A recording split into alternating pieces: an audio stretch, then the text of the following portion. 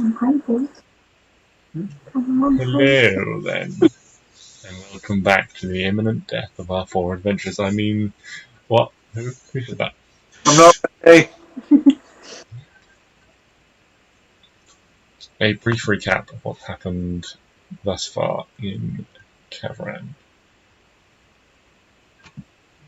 Well, not everything, just in the last session. A recap of that magnitude would take quite some time. See our collective works for details. So, you guys had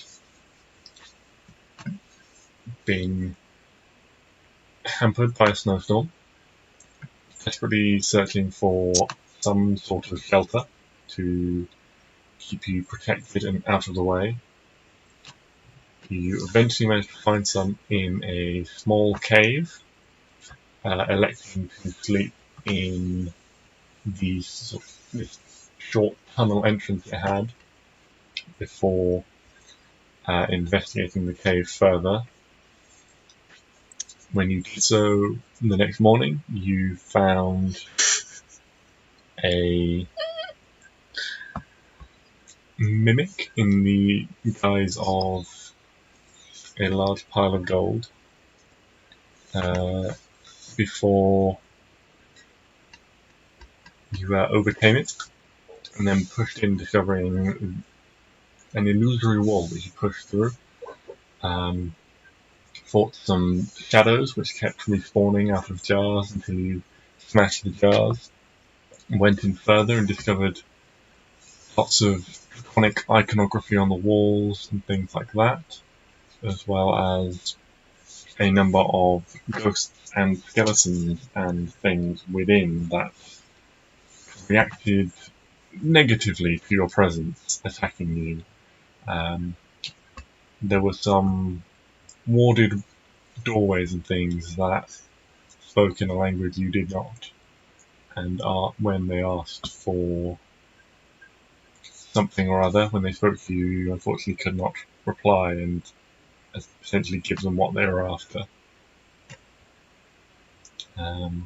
potentially causing the awakening of whatever was inside these tombs and crypts to latch out at you. You had quite a difficult time after facing off a number of skeletons, and locked yourselves in for the night, hoping to achieve a quiet night's rest. You set up a couple of defences, an alarm spell, as well as a heavy weight against the door, so if it opened it would topple out onto anyone unsuspecting who would potentially be coming in. And that is where we begin, with you guys battered and bruised and nursing various injuries, but bedding down for the night. Who's taking the watch? If anyone is taking a watch.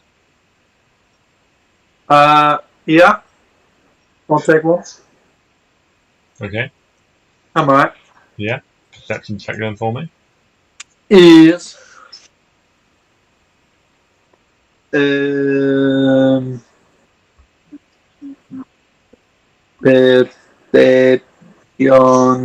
is that one? I'm looking at the persuasion. Hey! Off to a good start. Look at that shit. Was there anything else? No, just perception check. Cool. So, during the first couple of hours, everyone's a little bit restless, and those sleeping first struggle to relax enough to drift off. But Stix, you position yourself in such a way you've got a view of the door and a view of everything else in the room, and settle yourself in to keep watch. Maybe entering some sort of meditative state, focusing your senses around you, and trying to feel rather than hear if there's anything of an undead nature beyond the door. And as time goes on, you settle in, and the only senses that you pick up is these gentle soft drips of water, and as you just sit there waiting, but nothing happens. The door is not assaulted in any way. Clary's alarm spell does not go off. Your watch is uneventful.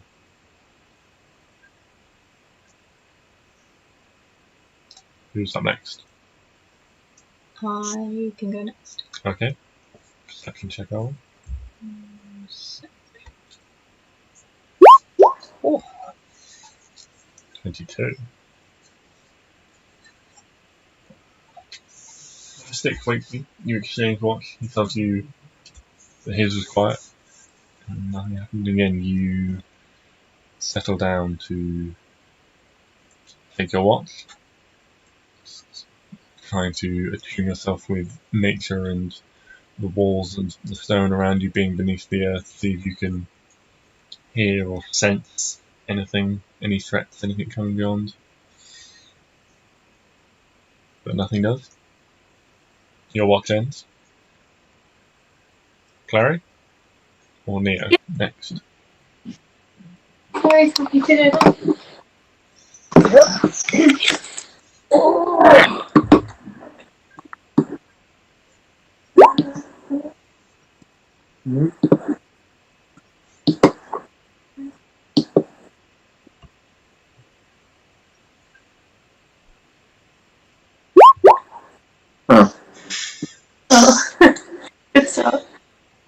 So, Clary, Arwen waits you for your watch, and after a little bit of shuffling and shifling, she lays it down and goes to sleep.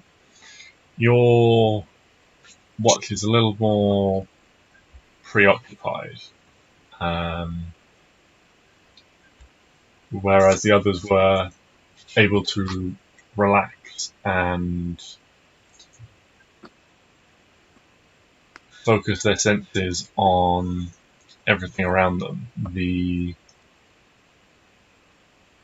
small sounds, the scuffs of small rodents, or the flickering of insects flying around, whatever light you guys have to watch by, the drip of water in certain places. Each of these sounds, every time one of them makes a small noise, it causes you to shift and turn uneasy, and distracts you from focusing on the door and what's potentially beyond. But your alarm spell isn't triggered, and your watch, while a little nervy, passes uneventfully. And you can all gain the benefits of a long rest. Oh, my word. I have so much to add. Spell slots returned. I have all my spell slots. What a great day. You can regain some of your expended hit dice if you expended any. Yep, I get half of those back, which is all of them back.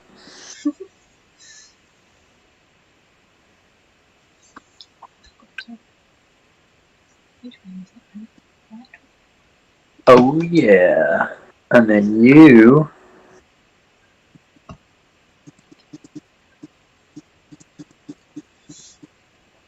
So everyone can enjoy being nice and healthy again. Woohoo! And then they've got a long rest. Yay! Oh, does my hit points go back up? Yes, Stix, having been 9, 14. briefly cursed by one of these spectres, you do gain all of your hit points back up to their maximum.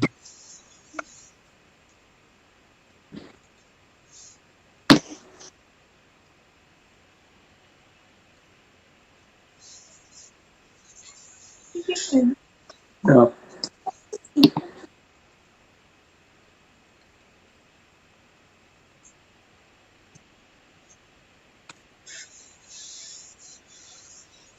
So, you all wake up in the morning. Neo had the last watch, but nothing happened during his watch either. What would you like to do?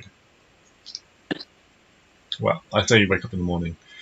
It's not really the morning. You guys have taken a long rest, but it's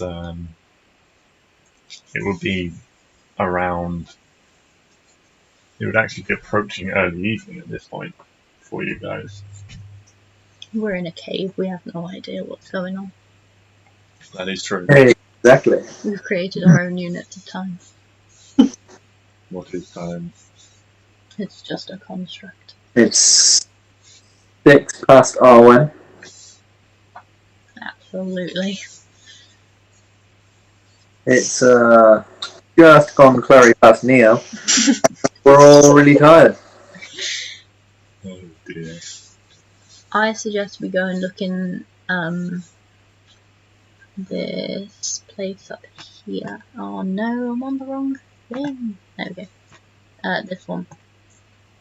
Through that door.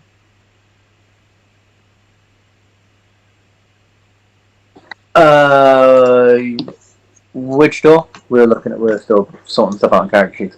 The one at the very top of the corridor. Yeah. Agreed. Yeah. Get this bit cleared first, and then. Okay. So you shift the large stone coffin lid that you had placed against the door to keep out any intruders should they try to break through the door in some way. You pull the handle, and the door of grinding stone lowers into the ground once more, and you guys can head up the dark corridors. You pass the point where Clary's alarm spell had gone off, or well, sorry, had been laid. It had not gone off, and reach the door. This door is a rusted sort of iron construction. It's got several large dents on the front. It looks like as if there was an attempt to break it down at some point. But other than that, it's fairly nondescript. Wait, broken today, or like a different time? Make a perception check. Okay. Which way do I have to go? Perception.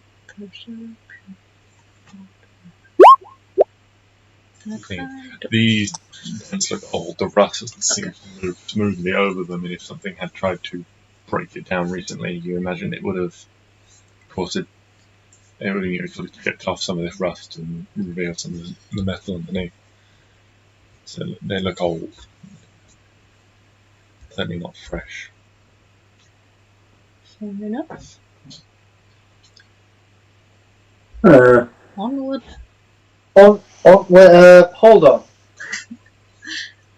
Wait, so we can get through here. It's not locked. I'm assuming it's locked if someone's trying to break it down. Can I obviously try and open it? It is locked. Okay. Can I try and pick the lock? Yeah. Sure. Go for it. Roll See a what good do we- tools check. Okay. What do I roll? Roll a check with your thieves tools to try and pick the lock. 12. It's quite stiff, this lock. You get in there. It's quite a simple lock you can feel, and you get in there and you feel like you've got it, and you're just starting to twist, and you feel like it's in like you've got the latch lifted in the right place, and just as you're starting to twist, the delicate metal of your pick it's just not strong enough, and it just starts to bend as you turn it slightly in your hand, and you realise this lock is going to need something stronger, as your picks are too light and delicate to open it up, unfortunately. Alright. The pick is not expended, you still have it, you don't have to worry about that. You got in there and you felt like you had everything in the right place, you felt the tumblers lift, but you just, as you were trying to turn it, you just realised it wasn't quite strong enough to physically turn that key. I see. Alright. Throwing at the wall. Just step in front of it, change my sword into this little light hammer, Mm-hmm. walk up to the thing, press my ear to it, give it a little knock. Ah, I see. Metal.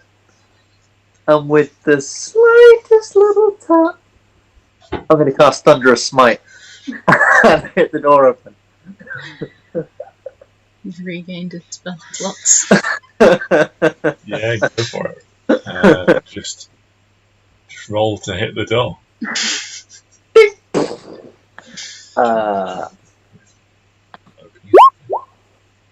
Kadoosh. Oh, yes, I can. Yeah, 22, that'll definitely hit. So as you cast Thunderous Smite Mind. on Oh, 9 damage on 2d6. Not bad. the door, it does indeed is blasted. And you can make your way in as this door sort of rattles and sort of blasts open, sort of bounces back off the wall and sort of... See, I can lockpick too. Very unique. Thank you. You're welcome. I would then like to... No, actually, I'll save my Channel Divinity. I like Burning do them that. all at once. Well, I can use my Channel Divinity to get a spell slot back. And I thought, Oh, yeah, that's true. what better use than a spell that I just completely wasted using a thing? But no, I will keep. I will keep this. Thing up there it is. Massive metal things. That's no thing solid. Okay. That'll be useful. Yeah, so moving in, you can see a couple of things are immediately obvious. This is very similar to the room you investigated beforehand. That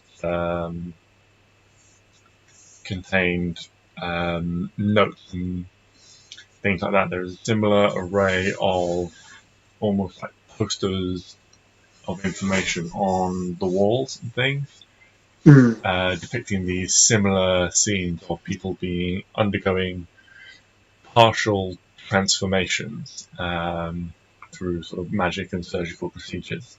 These images of people being wounded in some way and then things being inserted underneath the skin and it being sewn shut. There are various instruments around that you can see, but the thing that immediately catches your attention as you enter the room is a body on the floor. Well, that doesn't sound good. I cast Divine Sense. I don't cast it, I just use it. I Okay. use one of my Divine Senses. I can't remember if we said that was good. Yeah. Celestial Fiend or Undead? You don't see anything. This body is dried and old, and all the skin, having dried out and been, it's all sort of curled up under the sort of the tension of age. There's this sort of almost mummification in the air. There's this skeletal figure has dried out. But no, they are not undead. So it's very much alive then. No, it is very much dead, Oh, dead. as opposed to undead.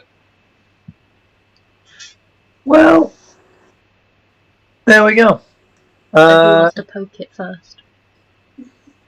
I'll do it. I'll just. Can I just like sort of walk over to it Yeah.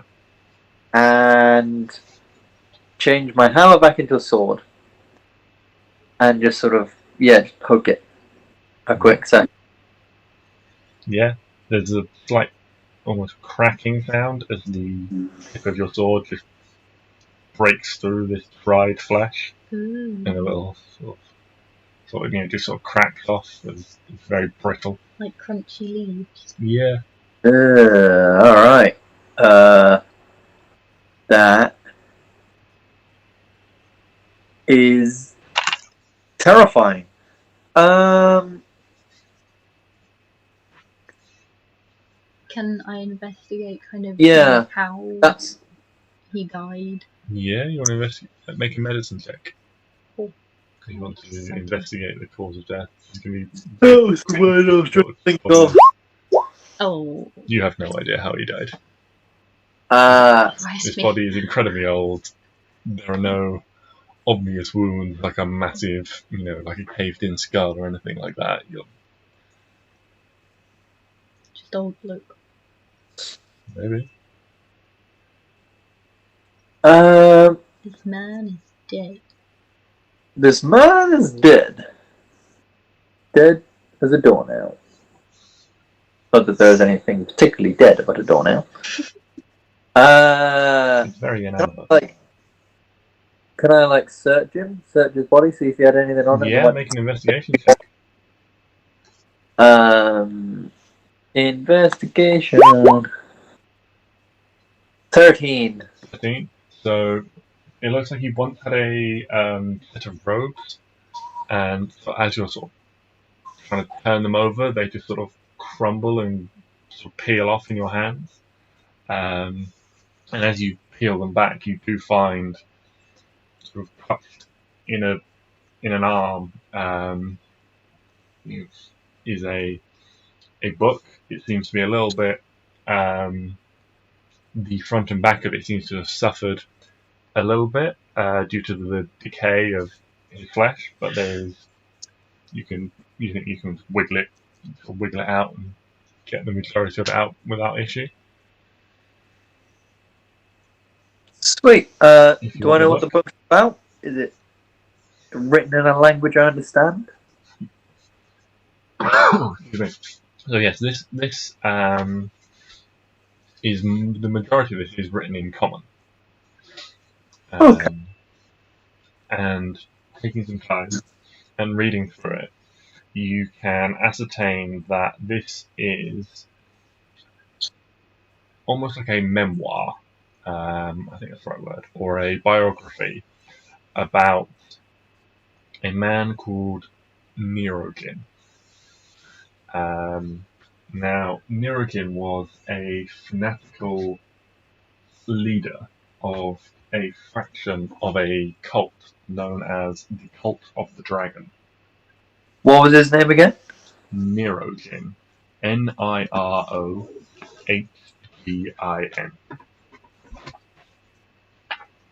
Nirohgin.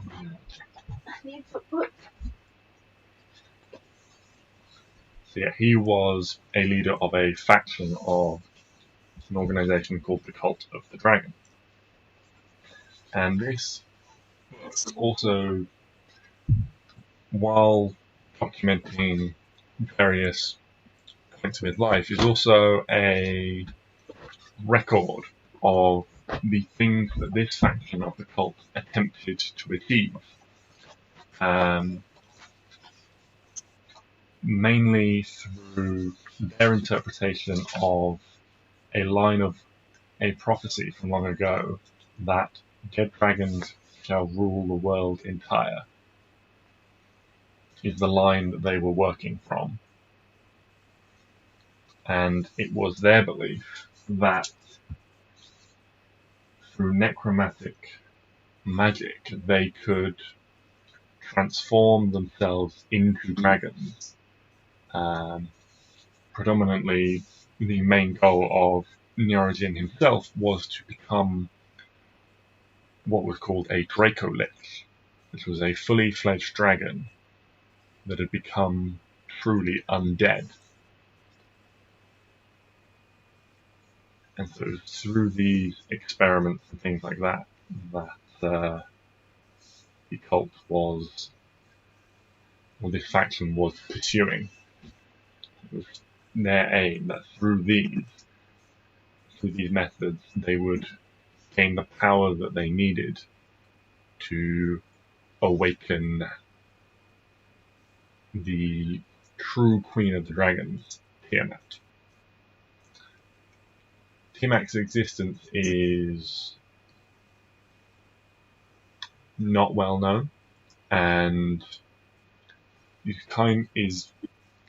kind of the stuff of myth and legend as to whether or not she was really real, or whether this 5-headed chromatic dragon was actually 5 dragons that worked together to create the first dragons. Was it like, as in they think it was 5 dragons together, or it was 5 dragons together? It's unknown. That's right. one Okay. of the Tiamat's existence is more myth and legend than fact, and so people speculate back and forth whether or not Tiamat was actually 1 dragon or whether it was 5. Right. Yeah. So there's no definitive answer.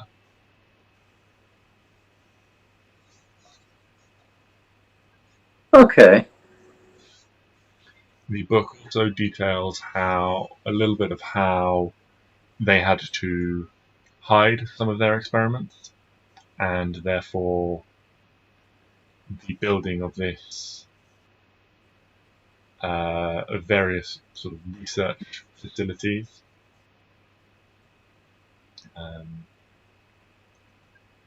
And so when they were discovered by the powers that be of the time, they were hunted down and they all fled to various hidey holes and things like that, some abandoning the cult, some fanatical zealots choosing to die for their beliefs and being entombed within their own facilities. However, unbeknownst to those that slew them, they had taken measures to ensure that they could potentially rise again. Okay. It takes you quite a while to sort of, peel through the pages of this book and absorb all that information. But you can spend a little bit of time studying it as you do. Is there anything else in this room? Yeah, this is much the same as the other room you found, where you stashed the skeletal bodies that you had defeated. There are instruments and things scattered around. There are various jars, various amounts of these sort of canopic jars underneath the benches and things like that, notes and stuff all over the tops of them. Can I have a look at some of the notes and stuff, just to see if there's anything else in there? Yeah, the notes that you find are of the same ilk. Before that seem to be these sort of pictographic detailings of how they went about doing these processes, and they're almost like a record of what they have tried and what has succeeded. Is there any mention of anything that did ultimately succeed to the point where they didn't need to do any more experimentation or anything? Did they achieve their ultimate goal? It seemed like everything they had tried, they had not had enough success. And indeed, the ghost that you fought, you would have seen, although he was more draconic than anything else in there, he certainly hadn't fully become a dragon. He was still a humanoid. Right. When this ghostly figure died, so they had not achieved. You could safely assume that was Nirohgin himself, but they had not fully achieved their goal of dragon itself. Okay.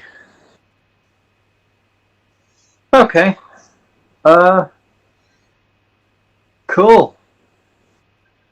This is creepy. Fucking cults, man.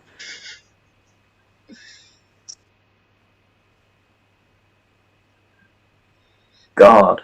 How peaceful would this world be if every lunatic just went to a bar every once in a while?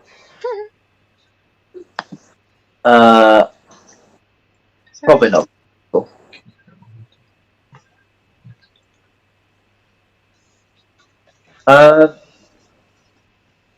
Alright. I think it's time to move on to the last little bit. Mm-hmm. I think. There's only one door we haven't checked, right? There's that room, there's that room. Yeah, it's just that one door sort of a little ways up. Yeah. What? Up here. That one. Oh no, I'm in the void. Okay. I'm in the void. Don't go to the void. Don't go into the darkness.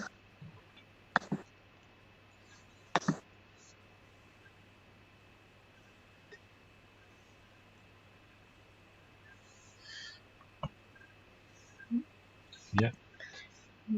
So this room again is sealed by a very rotten wooden door that will be no challenge for you guys to go through. And when you enter again, you can see it's another of these rooms. Similar, they've got these poster-sized things up on the wall, and in the centre of this one, the only difference is there is a bench in the centre that is covered in a wooden bench in the centre that is covered in incredible amounts of dark stains across it. Oh.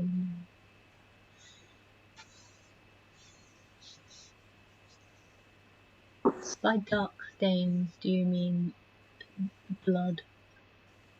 Make a perception check. Oh no.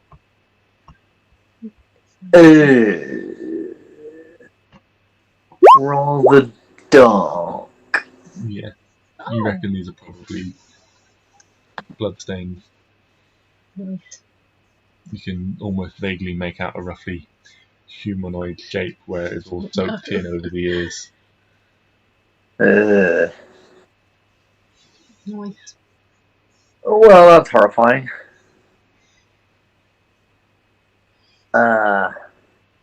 Is there anything else in this room? So you got the dark stains. About it, pretty much.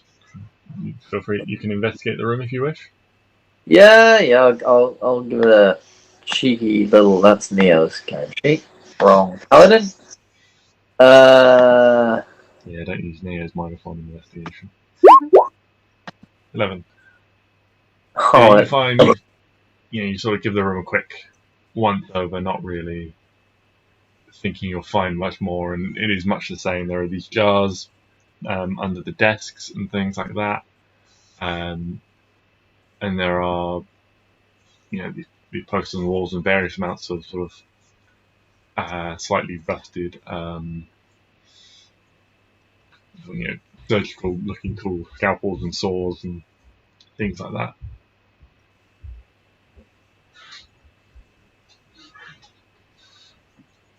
okay. Other than that, there's not much else you find just sort of glancing around the room. So is that it? Yeah. That's it. I thought we were going to see a big dragon down here.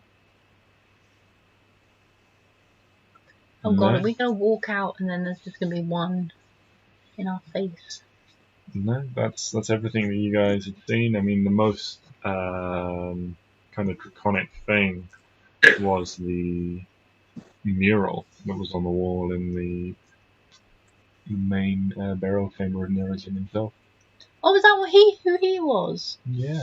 Oh, good times. Huh. Oh, he who tried to kill me as an ant. Well, that fight would have been a bit more impactful if I'd have known that. Well, not impactful, it was still impactful, but like, would have had a lot more weight behind it if we'd have known who it was just a random guy. But then it's our fault for not going into the correct rooms at the right times. But hey ho. Are What a mess. we done here? Can we see the light of day now? That's up to you guys. I don't think there's anything else here that we need. No, I think we should Yeah, should we skedaddle? skedaddle, yeah. Alright. Hit the hay. No, not hit the hay, hit the road. Okay, so you guys make your way back through the entrance chamber out into the world. It is still rather chilly. The snow that fell the previous day has not melted, and indeed small flakes do drift down around you. The sky is darkening, but you still reckon you've got sort of 3 or 4 hours worth of daylight ahead before it is full night. Cool. Alright. Yeah, we might as well use that time to get a little bit of travel going. We haven't done any travel in the past couple of days. We want to keep up pace. Let's go. Okay. Yeah, let's go. You guys set out again. Can everyone roll a survival check for me? Survival check. Survival check. I get Elvis back as soon as we leave. Okay, you take 10 minutes and cast Find Steed. Indeed. As you seems to be your That's chosen fine. Indeed. survival method. Neo will do the same.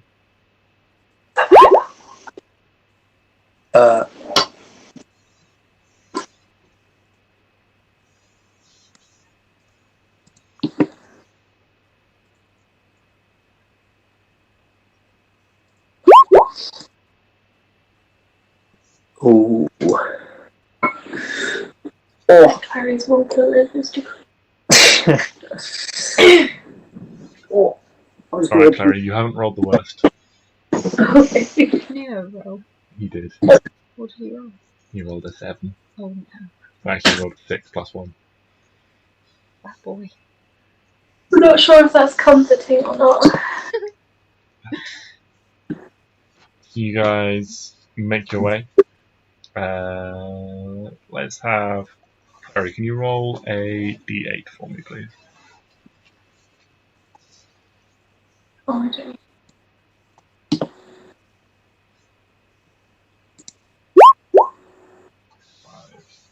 Okay. You guys, how long would you like to travel for?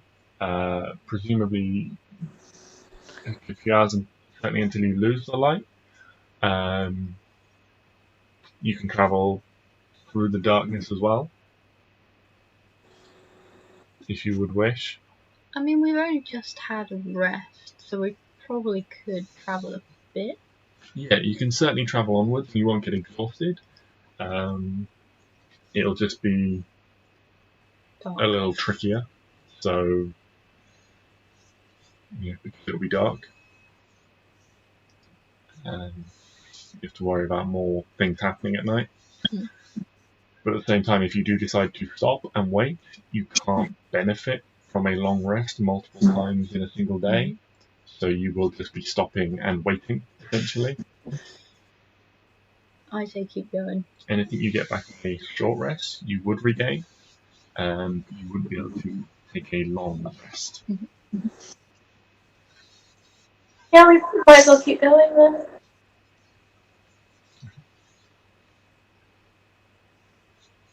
Okay. Who's leading the way? Is that Stix on the back of Elvis? He's just nipped to the toilet. Ah, right. He's come back in right now. Bonjour. Apologies. Oh. So, can you set your camera on as well, Ben? If you. Oh yes. I forgot we stopped. We finished eating. Oh yeah. No worries. Okay, so you head on through the night. Inside of the room. As you're riding along, who's riding with who? Are you going Stix, Klari again, and then Neo, Arwen again? Yeah. Yeah, sounds good. Yeah, I'm good. So Hugo on the back of you, or on the back of Neo's steed. After a couple of hours, deep into the night, he starts to get agitated again. Similar to how he was the first night, when you were sleeping in the entrance to the cave system itself. I want to follow where he wants to go. Yeah, he begins sort of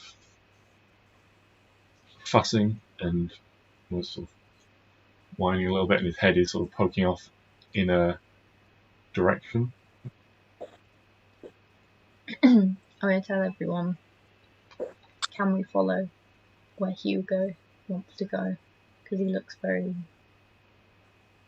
interesting. Yeah, of course. Yeah. Cool. Okay. Make a perception check for me. Just to... Actually, make an animal handling check to follow his guiding way. So this link you have with Hugo, this semi-psychic link, where he can share thoughts and feelings and emotions with you, as well as small images, does help guide you. What pace are you choosing to follow him at? Just like a normal walking. Just a normal walking speed? Yeah. Okay. Yeah, that's fine. So this goes on for a couple of hours, and it takes a little bit of time, but you're following, and Hugo almost crawls out of your arms and ends up sort of on the horse's head itself. He's a little bit heavy, and so Neo has to sort of pull him back. He's sitting up front. His neck his like head on its long neck sort of snaking around to see where you're going.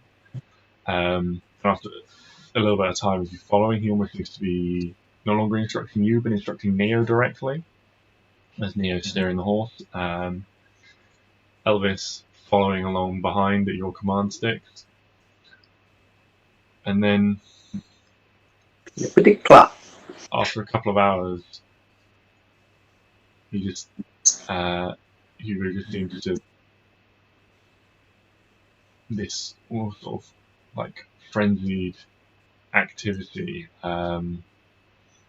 They had this energy that seems to leak out of him, and he just sort of curls up and for a moment sort of starts turning around in the saddle, sort of looking almost like he's lost a scent or a direction or something like that, and he actually drops down off the horse and half disappears into a few inches of snow on the ground, and seems to almost trying to be track or sniff or something like that, and then he, after a little bit of while, sort of just ends up spinning around and around on the floor, and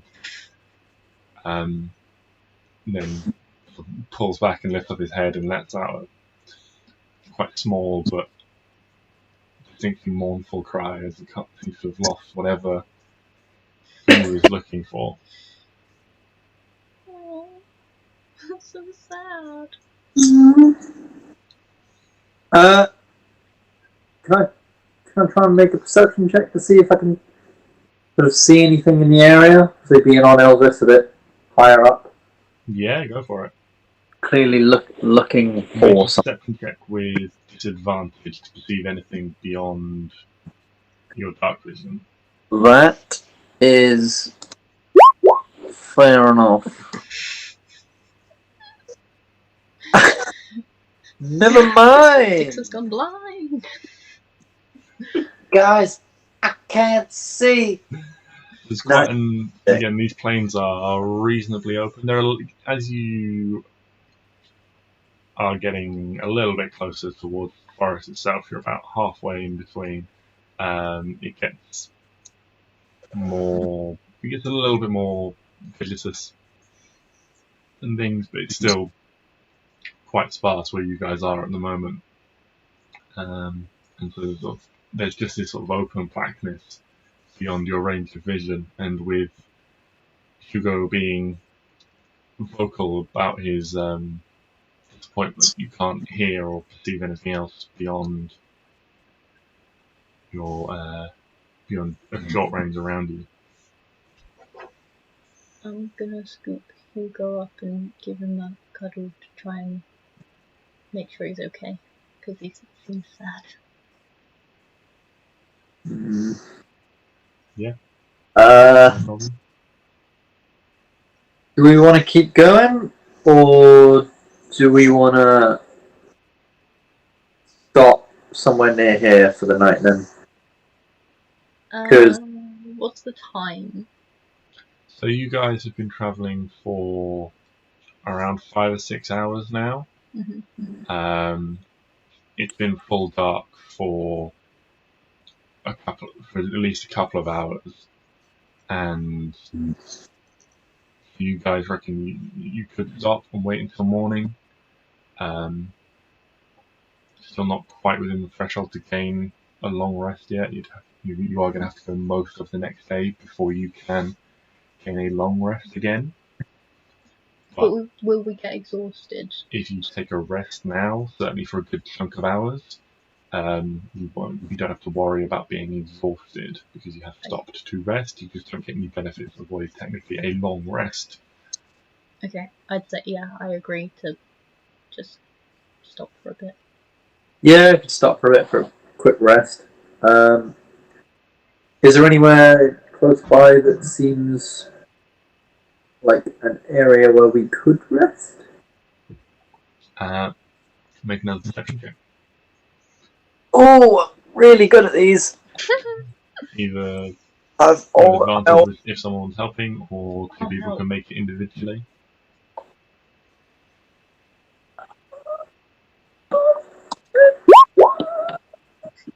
No. Nice. Awesome. Unfortunately, as it's fairly open and you're not able to see much beyond the range of 60 feet around you, this sort of very slight drifting of snow, sort of breaking up things in the distance, you do struggle to find anywhere that isn't just open or would be in the shelter of a small bush. Small bush it is.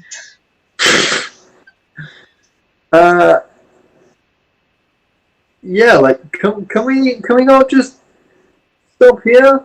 It's a bit open, but if we're only stopping for a couple of hours, I think we could theoretically just stop here for a bit and then hope for the best. Yeah. You know, hope for the best, but you know, yeah, only a couple of hours or so, not the worst. And you know, we're all fairly set. We're all still feeling good from yesterday. So I guess, yeah, we could do.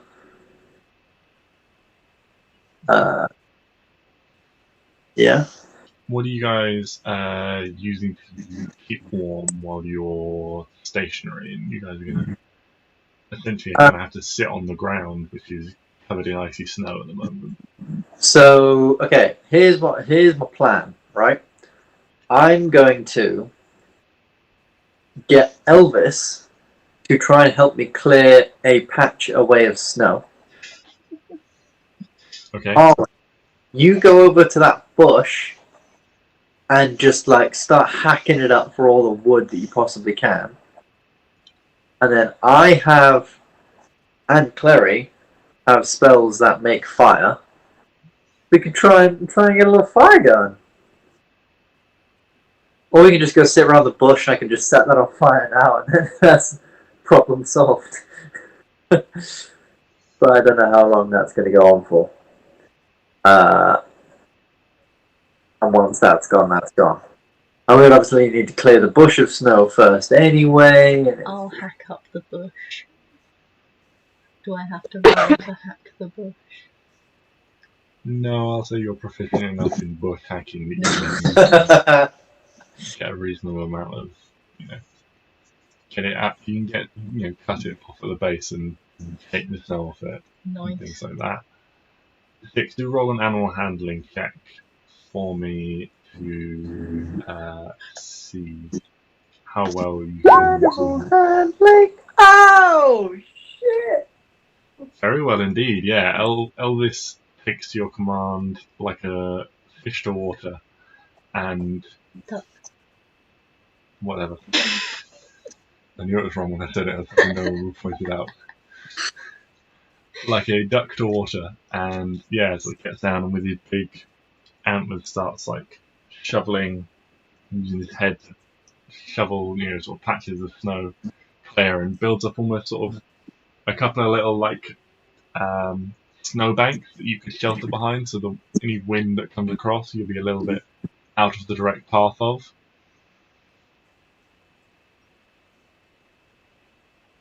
Yeah, Awesome. Arwen brings over this bush and sets it down. Klari and Stix can create little fires. Is there any other things around, like any more bushes, any more trees or branches or anything else that we might be able to use for any kind of kindling or fire stuff around? It's nighttime right now, so maybe not, but there are a couple. You've seen sort of as you're walking, these small bushes are scattered around. They seem, they have a sort of quite hardy needle-like leaves on them that would, and when they burn, they sort of crackle and pop as if everything within them is quite oily, like a pine tree or something like that. It's very oily within, so that it doesn't lose a lot of moisture to the cold and things like that. okay. So yeah, you can find enough of them you reckon, to just sustain you through this short watch and keep you warm enough that you're not going to suffer. I mean, still cold, but you're not going to be dangerously cold by any stretch of the imagination. All right, cool.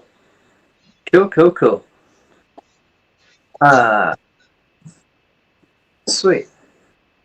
Yeah, and you guys have some various items as well that you've scavenged from the crypt if you wanted to spend any time studying them. You could. Well, me. I was going to say yes. That's what I was going to potentially spend my time doing, having a look at the ring and the mace. Because as much as I don't really like the fact that we stole them from dead people, after learning all this lore and stuff, maybe it's probably good that they're dead. And yeah, and so I feel like maybe taking them is slightly justified. So I'm going to have a quick look. Yeah, so which item specifically would you like to look at, Stix? Being a paladin, I think I'll probably go for the mace first. Okay. Just make a quick Arcana check for me. Arcana 16.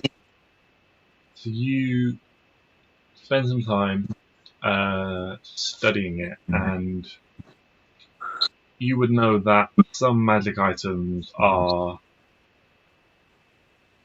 their features aren't revealed until you spend some time attuning to them. And if you wished, you could attune to this mace.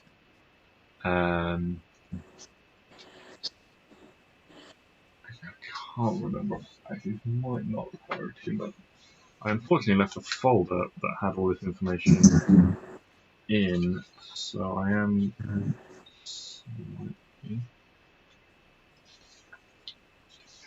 I don't have all the details of these things directly to hand, but I think it is in the book. It's not in the book. Or it's not obviously in the book.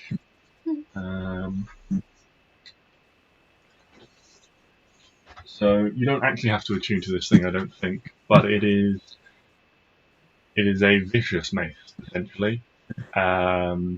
Which means mechanically when you roll a crit, you can roll an additional damage dice. Woo! So this is a 1d6 weapon, so on a crit this will become a 3d6. Not bad. That's very good.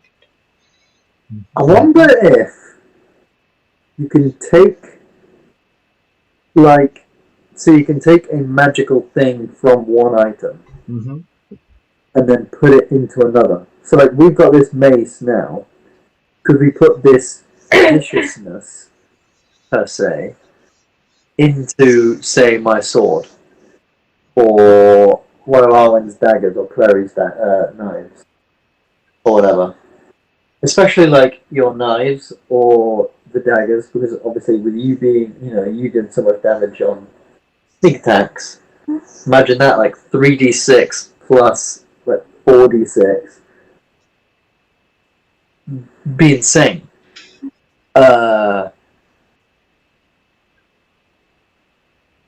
Also, I think it could potentially work to go on you anyway, because obviously you don't have multi-attack. Yeah. So it might make up for some damage loss, per se. But then again, we don't even know if we can do that yet. I think that would be a thing we could do. So you're asking me? Yeah. Roll another Arcana check for me, just to see whether Stix. Oh. 20. So yeah, you reckon that they make people that make magic items and are proficient with that could potentially take the magical essence of one and instill it within another. Whether or not that process would be 100% effective, and whether or not that would mean that this carried over exactly whether it would be 100% transfer or whether it would be a diminished effect trying to transfer it onto another item, you don't know. Okay.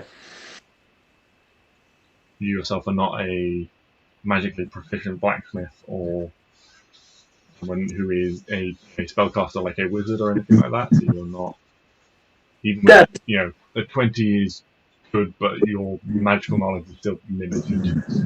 Yeah, that's fair. That's fair. Okay, cool. Well, that's maybe a plan. Unless anyone really likes the idea of a mace. Personally, I'm good. But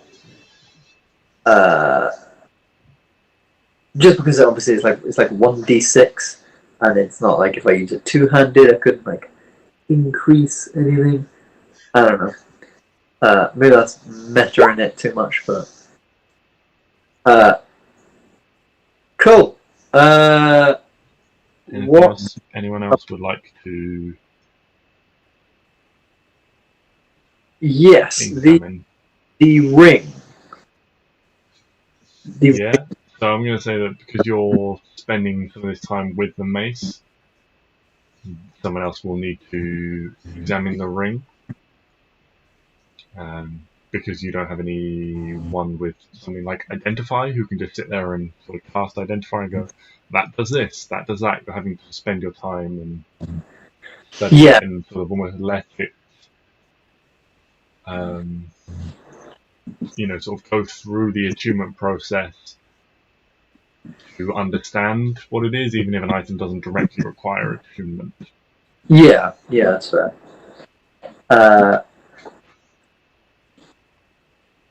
That's right. Either Clary Ring. or Arwen. I think Clary picked up the ring. Did you? Oh, the ring. Yeah, no, from yesterday, last week. Yeah. I believe I did. The sapphire. Isn't it, I think?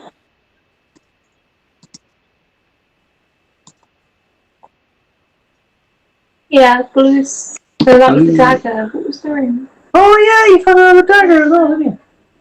What was that given to you? Opal ring. Opal Black ring, yeah. opal ring. Go have a look at that. Yeah. If you want What am I doing? What? to. Have a look at it. Me So too. roll an Arcana check for me to see if you can, during this brief period of downtime, work out what it does. And this process is a little bit mechanical as well. So Stix with your mace, you might spend some time sort of swinging it and, realise that, this swings pretty well, and you might hit a couple of things with it and be like, that actually... So you know this ring to be magical, Clary, but unfortunately with a 9 you can't, at this point, figure out what it does. You're sort of turning it over in your hands, you maybe try it on a couple of fingers, and it doesn't... Initially, you don't grasp any of the benefits of it. You maybe try a few words in sort of Elvish or any of the other language you know, see if it's got an activation phrase, but you don't quite strike upon anything just yet to tell you or figure out what this ring does at this point in time. Okay.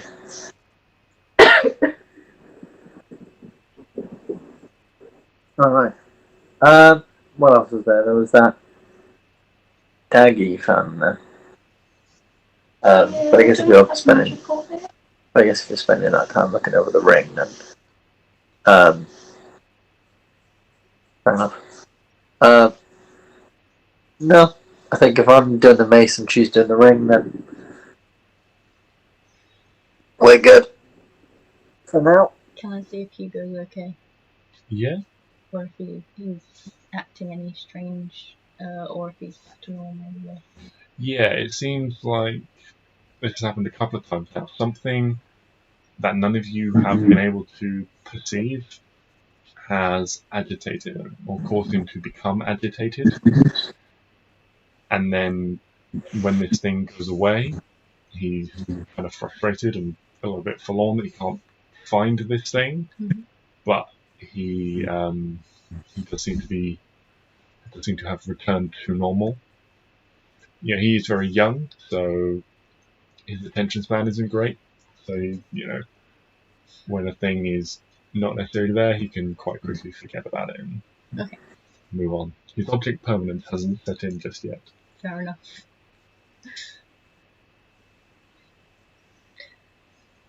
You guys rest. Maybe between you sort of catch a few odd hours of sleep, and you spend 5 or 6 hours just sitting around, huddling around this small fire that you've got, keeping each other warm, keeping company, and then after a few hours the sky starts to lighten again, the snow has stopped, and you're able to pick up along your way. Alright. So moving through this open land in the morning, after about half an hour or so, you do come across a large swathe that has been trampled and churned, where a field of, you presume, some sort of cattle or something like that has moved through.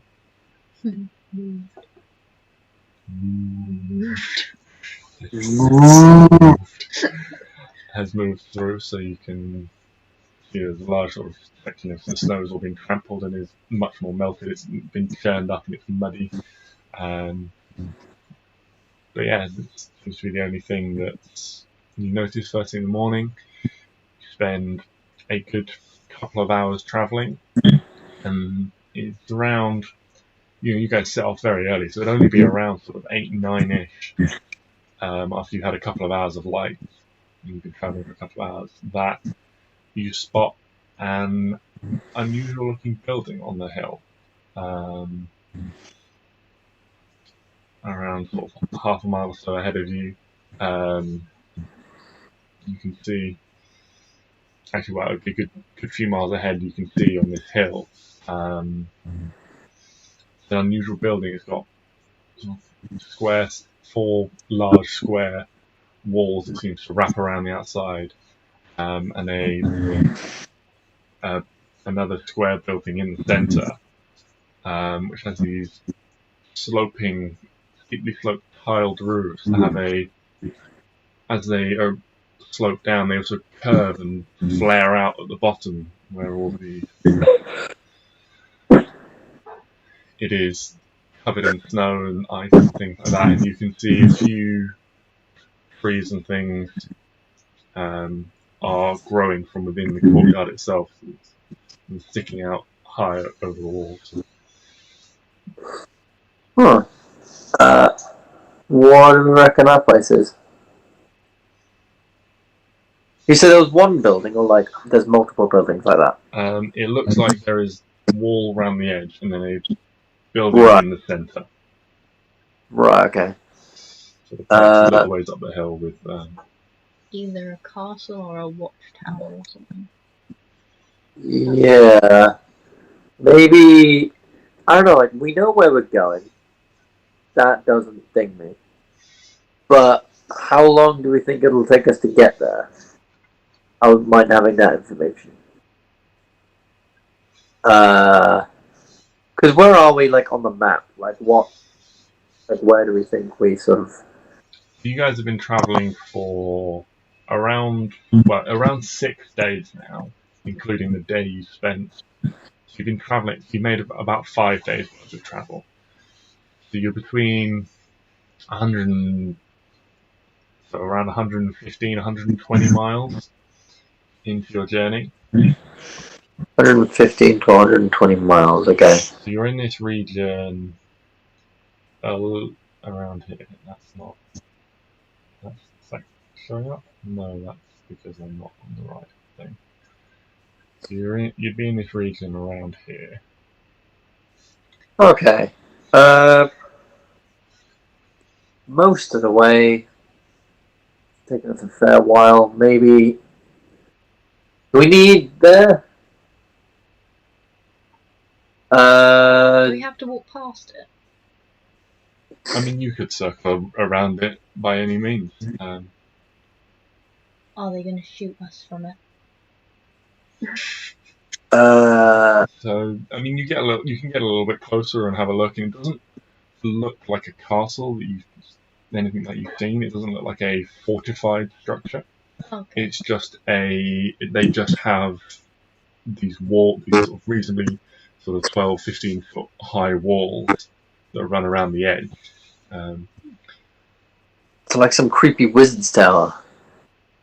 Oh god. Ooh. Now I'm interested. I mean, like, we could... Does anyone need anything? Is there anything we desperately need? Like, does anyone need any rations? Or does anyone need any items or anything like that? Because otherwise, I would just say that we could just sort of bypass it. We don't really want to be getting into trouble. We sort of just want to, like, get to places. But at the same time, it'd be quite interesting to see what's in there. I mean, we can walk past it. If there's someone there, we'll say hello. So, if there's not, I pop you over to this vaguely good idea. Thematic reference image that I have. Struggled to find anything that was entirely what I was after, but imagine this with a much sort of multi-tiered structure, and so you'd see bits that look similar to this building sort of poking out over as the tiers go up, and they've all got this sort of like little flared bit, and then there's each floor you can distinctly see has this like flared roof that comes out, and then a few feet sort of inset would be the walls of the next floor above, and you'd see that poking up from inside these walls. Okay. Yeah, fuck it. Let's walk past or through it, and we'll see if anyone's home. Seems interesting.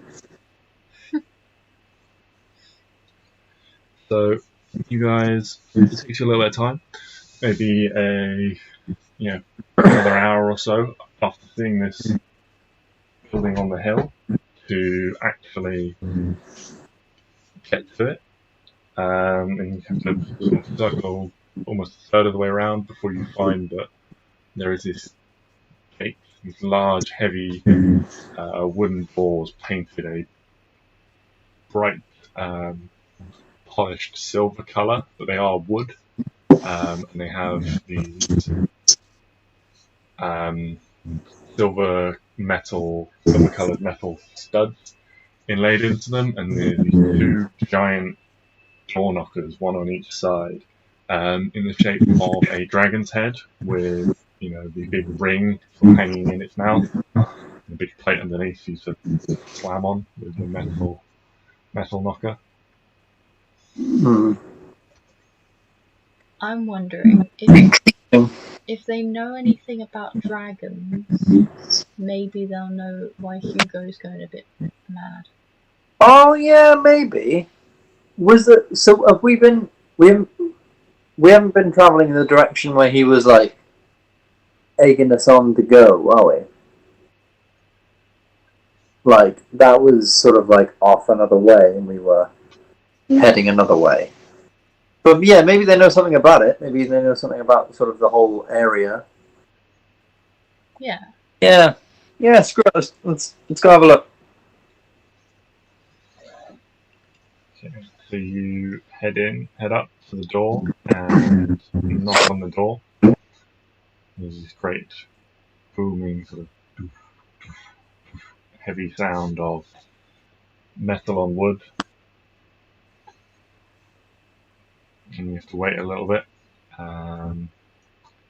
before eventually you hear the sound of a large bolt being lifted, and then very silently this door actually starts to move and glides inwards, and a human face appears as this door is pulled back several feet, and the human appears in his silver, pale sort of white robes with this sort of silvery sheen on them. And sort of greets you all, and there's this quite a calm expression on their faces. He looks over you all and says, "Greetings, travellers. What can I do for you?"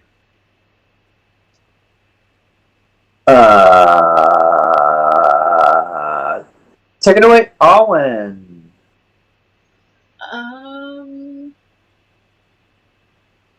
So you've got dragons on your door.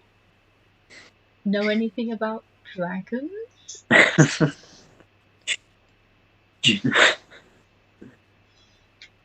This is not a sales call. Notice you've got dragons. Do you know anything about dragons? So he looks down and says, "Do come in. Oh, I'm scared. No. We will. Oh no. If it is aid you seek, we will happily provide it for you. Who's we? The others here at the monastery are like myself. Oh, you're a monastery of what? Some notes on this.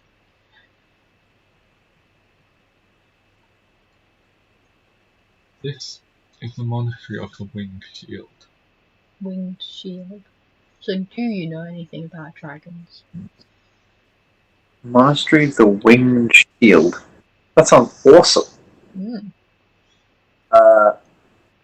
Yeah, do you guys know, what do you know of dragons and dragonkind and dragon things? We have a large store of knowledge here at the monastery. You will have to speak to the master of the monastery.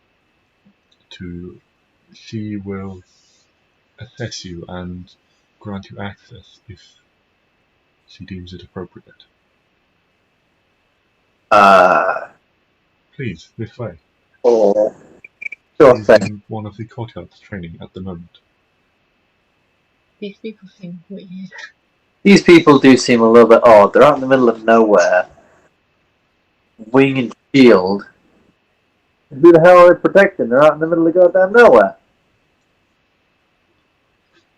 Should we go in? No. Yeah, fuck it. What story ever started with, we didn't go into the Greek fortress? One where everyone lives. So you enter, and he just sort of, this door glides shut as he pushes it behind you soundlessly. It's clearly well maintained on beautifully oiled hinges. There's just sort of boom, as this door shuts. This door shuts, and he takes this huge bolt and slides it back across. And gestures you to follow, please, this way, and starts leading you through.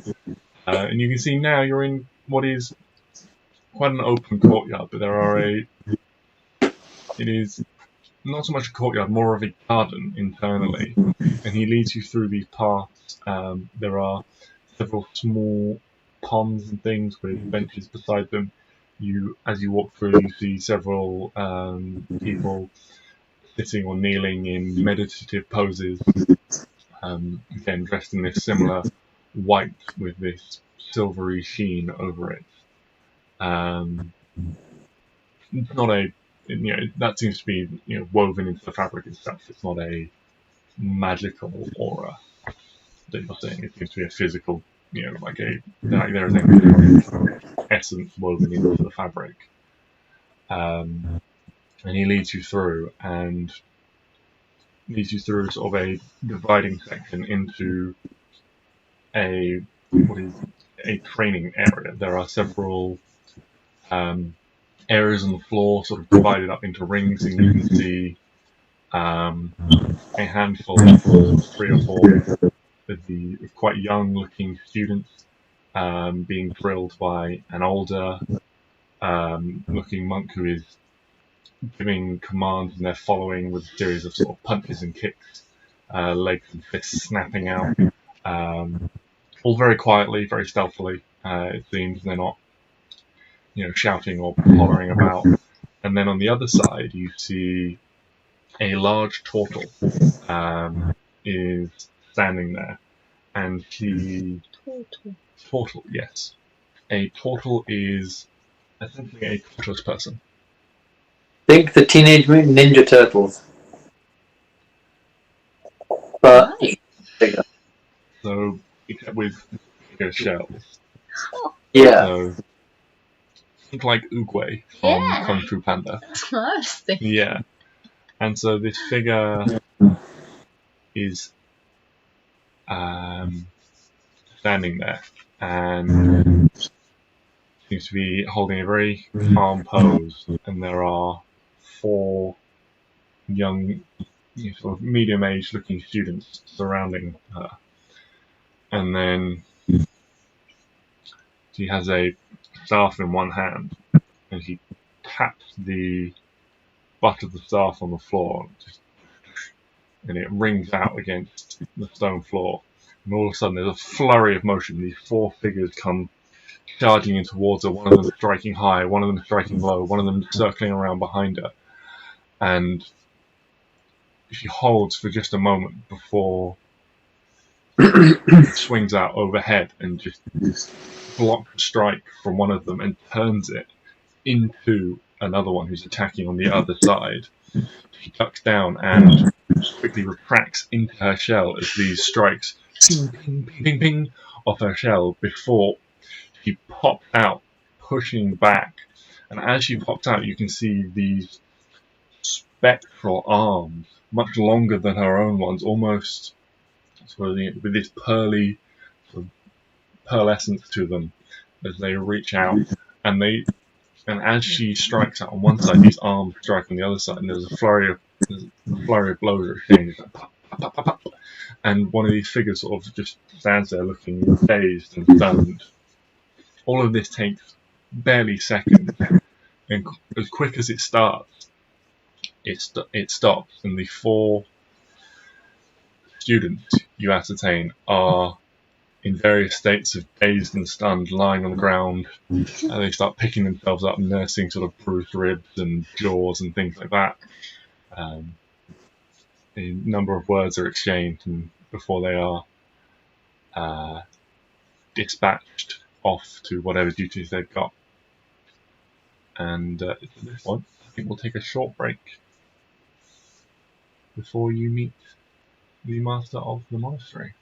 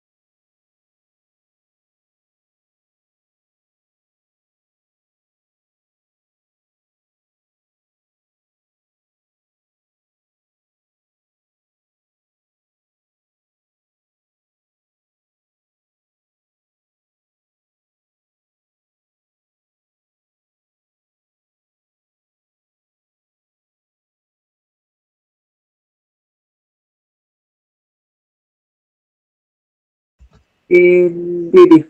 Alright, welcome back. So, for the break, you guys had arrived at this monastery and had been shown in to see the master of the monastery, who was you've been shown in to see as he was training as 4 opponents. This incredible feat, as this turtle appeared to lash out with these spectral arms, longer than ordinary arms, lashing out to fend off multiple opponents at the same time. But after a brief bout of training, she has now turned to see your arrival. She sort of looks over and looks at you all. Has this large sash tied around her waist, which is again in this sort of silvery colour. But turtles in and of themselves don't necessarily need a huge amount of clothing, as also because of their large shells, anything would be an incredibly difficult thing to fit. Hello, lady. Hello. Do we know what her name was? Yet Mike. to ask her name, if yet Okay. to ask anyone's name. Donatella. Raffaella. No. Michelle. Sorry. So she notices you all and turns and says, "Ah, Dagus, what do we have here?" He says, "Well, these are 4 travellers who came knocking at the door, seeking information about dragons." What was the monastery called? The thing of the winged shield. The monks of the winged shield. Monastery of the winged shield. I couldn't remember if it was monastery or fort. They were the monks of the winged shield. Monks of the winged shield. Thank Or you. the order of the winged shield, if you would prefer. Okay, yep. Thank you. She turns to all and says, "Welcome, my name is Dia." Dear. Dia. D-I-A. Dia. Ooh, lovely. Ooh. Walk with me. What can we do for you here? As he turns and leads you off through another section of the outside grounds of this monastery. Do you know anything about dragons? We have various stores of knowledge within. He gestures to the tall tower. Oh, is it like books and stuff? Books, scrolls, a few tablets, and note. No. Yes, the order has been long established and we have gathered much over time. So what do you do with your winged shield? What do you believe in? Or Well, the goal of the winged shields is to protect the innocent. Oh. We take in those who find their ways to our doors. We protect them. We teach them self-sufficiency and self-reliance if they choose to be inducted into the order. And then we send them out into the world to look after all those under the sun. oh no. Okay. So at this point, she walks you through another section, and standing before a small pool, which water seems to flow up sort of out of the ground somewhere and flow over a small waterfall, so you hear it sort of bubbling and dripping down. There stands a silver-coloured statue of a man in similar robes with his arms outstretched. On each of his arms sit three little birds, and there's one perched upon his head. All part of the statue. He is cast entirely in this silvery metal, and the statues are cast in a golden metal. There's 7 small songbirds. His arms outstretched. So she gestures towards the statue. Thunder. His name is unfortunately lost to time, but we hope to discover it one day. I can tell you. He believes that all should be treated equally and with respect. That those taken by misfortune, should not be looked down upon. There's a Snow White and the 7 birds.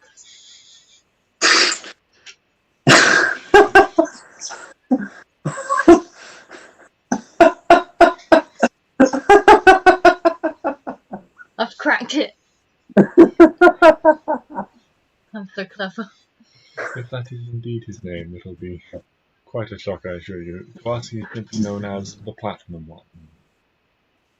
Oh! Oh! Friggin' Platinum Dragon, Bahamut! Guy.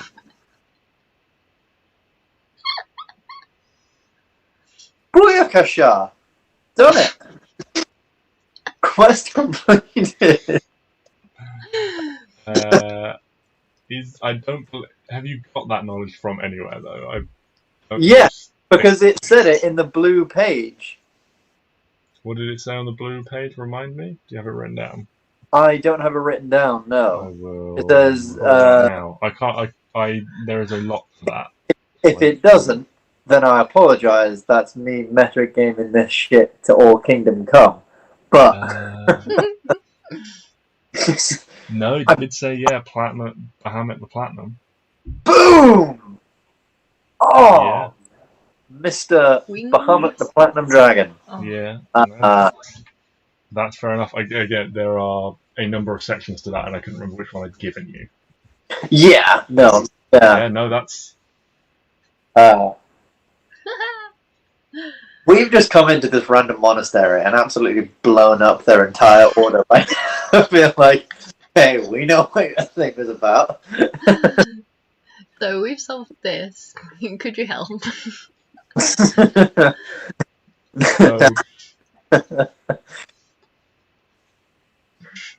is this as you would like to reveal it, so to speak? Yeah.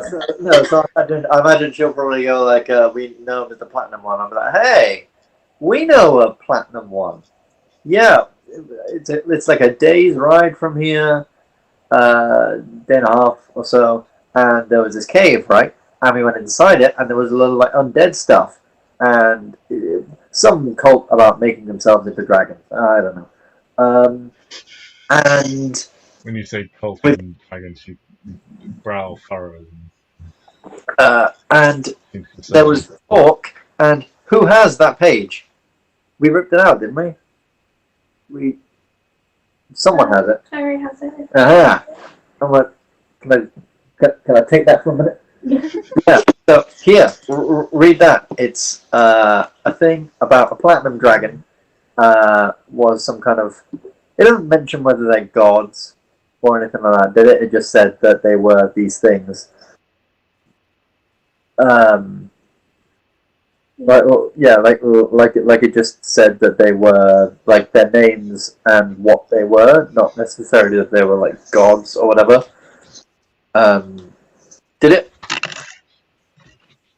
So when you hold out this sort of scrap of paper, she takes it in her hand and reads it and sort of turns it over and sort of like strokes her hand over this unusual blue fabric. It's this blue sort of parchment fabric itself. Interesting. This could be a missing piece of the elegy.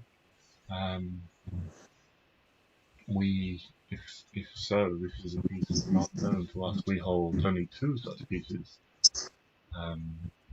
only 2 scraps of verse here, but the Bahamut is ancient and old and forgotten, but it is long thought he left this world before the founding of the Order, but maybe not. It would be, well, it would be magnificent if that were to be true, but I do not hold out much hope that maybe the true architect was only a devout devotee of Bahamut himself, or Bahamut, Maybe. But it seems you hold a most valuable piece of history here. These fragments are rare and scattered. Yeah, probably. One would assume. Considering we found when I was in a really damp and dark cave. So yeah, I mean, yeah, obviously, your guy here has obviously got birds on him and not a dragon. So, yeah, okay, maybe it's not Bahamut, but yeah, like you say, like one of Bahamut's peeps, you know? Devotees, as it were. Clerics or some such. Yes. Okay. Anyway, you were saying before I rudely interrupted you about Well, the. you asked what our goals are here, and we aim to look after the misfortunates, and we have several factions scattered throughout the world, and this here is our first, and this is our home. Those in other cities throughout Kavran are merely Just one second. travelers. Off. Keep talking. I can hear you. They are merely visiting faraway places, awaiting to return home. Who are visiting faraway places? Those who belong to our other factions. Oh, okay. Who are settlements scattered throughout some other cities. Okay. So potentially, do you guys know anything about like dragons and stuff? Obviously, Platinum One, potentially Bahamut and things like that. Because I mean, we have a dragon just down there in my good friend his coat, and he's been particularly jumpy the past couple of days, and we were wondering if you knew anything that could pertain as to why. Maybe you know the local area. Is there anything interesting in this area that it could be or he could be worried about? Well, dragons are incredibly perceptible. Their hearing is impeccable. It is entirely possible your young companion has picked up on something that is inaudible to you. There is, within these regions, there is a scattering of a small wyvern population. It could be the habits of those that he is picking up on. Oh dear God! Oh what? Would Stix know anything about wyverns? Make a nature check for me. Nature check. I am on it, boss. Nature. Nope. So from context, you can draw that these must have some sort of draconic link to you. Other than that, you're not entirely sure. If you ask her, she would describe them to you. Yeah. These are a distant cousin to the dragons themselves.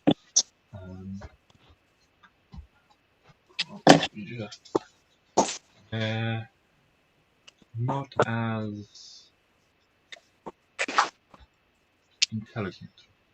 They are not blessed with the sentience of dragons themselves, much like an orc or an elf or a dwarf, are a race of their own, to be some consider a race above the others, but you should never take the bestial appearance of a dragon for granted. There is cunning in all dragons, and great intelligence. Wyverns, on the other hand, are not blessed with this sentience. They are baser and more animalistic. They are more akin to predatory snakes and lizards.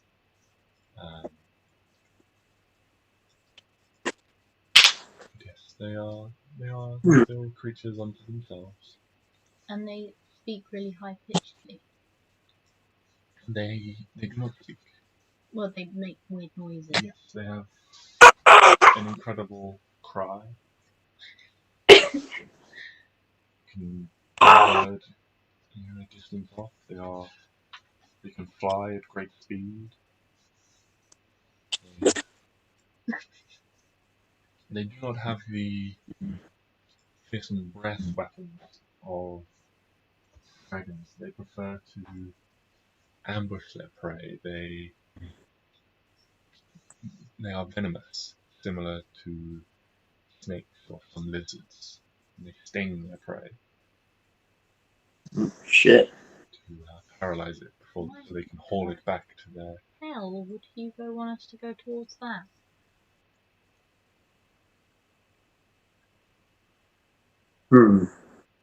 Can I look at Hugo and kind of ask him if that's the sort of thing he can hear? Like, I'll imagine it, can he? Let's roll.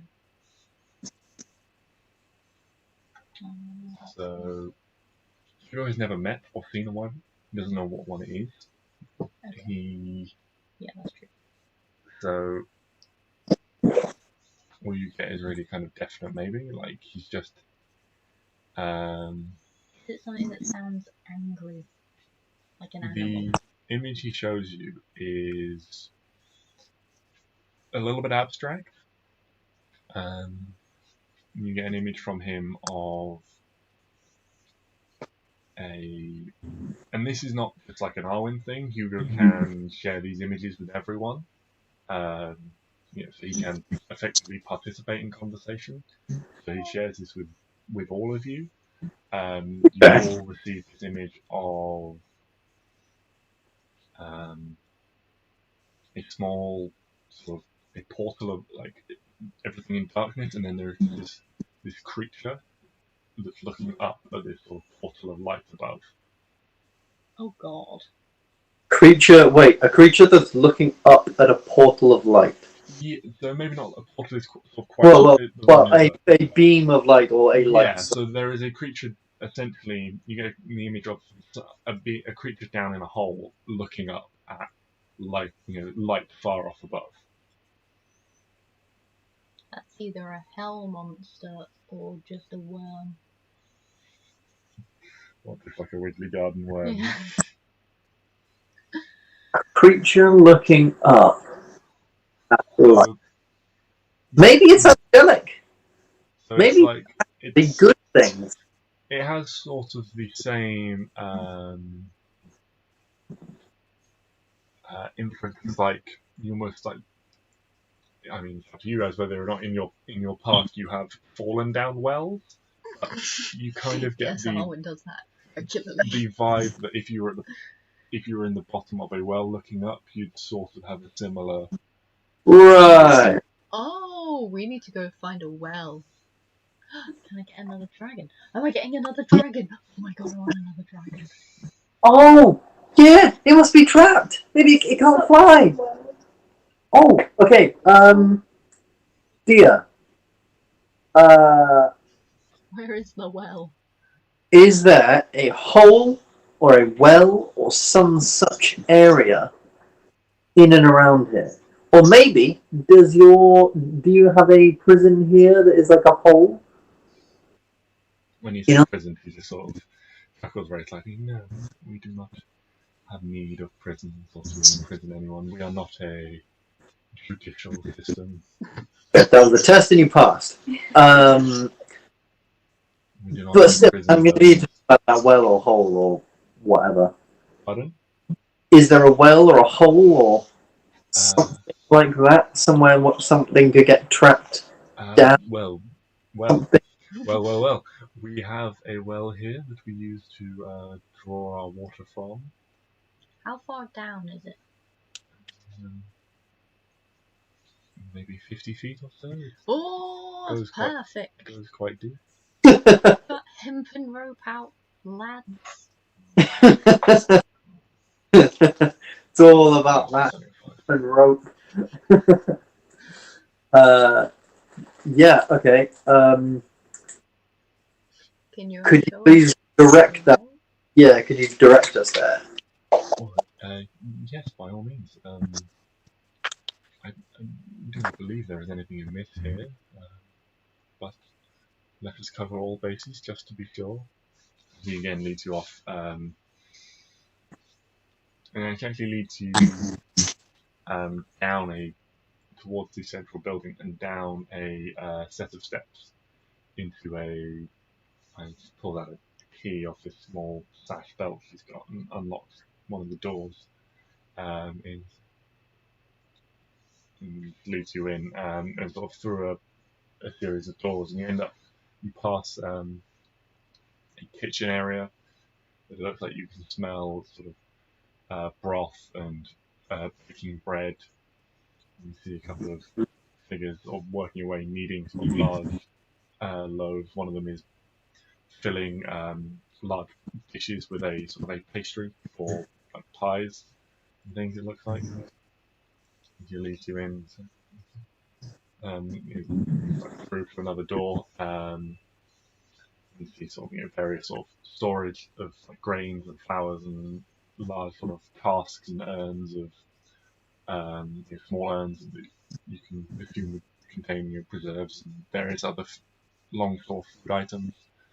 And just gestures over to one section of the room. So this is our well, and she reaches up and sort of takes one of the torches from the corridor outside and takes it in with her. I do not, as I say, I do not believe anything is just take all the time you need to enjoy yourselves, as I say. Thank you. There we go. So okay. Who wants to hold the end? I'm jumping. I'll hold the end. I was going to say, what would you like to do? It looks like I will hold the rope. Nice. And you Boing. go climb it. what's your plan? Boing. You're just going to jump. Are you sure? No. Okay. I'll climb down. Okay. You climb down. Make an athletics check for me. Sounds like a sensible thing I should do. Probably, but I'll tie the hempen rope around your waist anyway, just in case you need to make a quick. Yeah, in case you either need to fall or you need to make a quick getaway. I'm not a corpse. Not a corpse yet. I'm not a corpse. So, you climb over the side and you begin lowering yourself down. The walls are dry at the top to begin with and fairly loosely mortared, so you do have a nice number of handholds and things. And as you climb down slowly around sort of 25 feet or so, the sort of dank nature of it, you get the sense that the water level varies over time. and it just starts getting a little bit slicker and things like that. A little bit more slippery. Make another athletics check for me.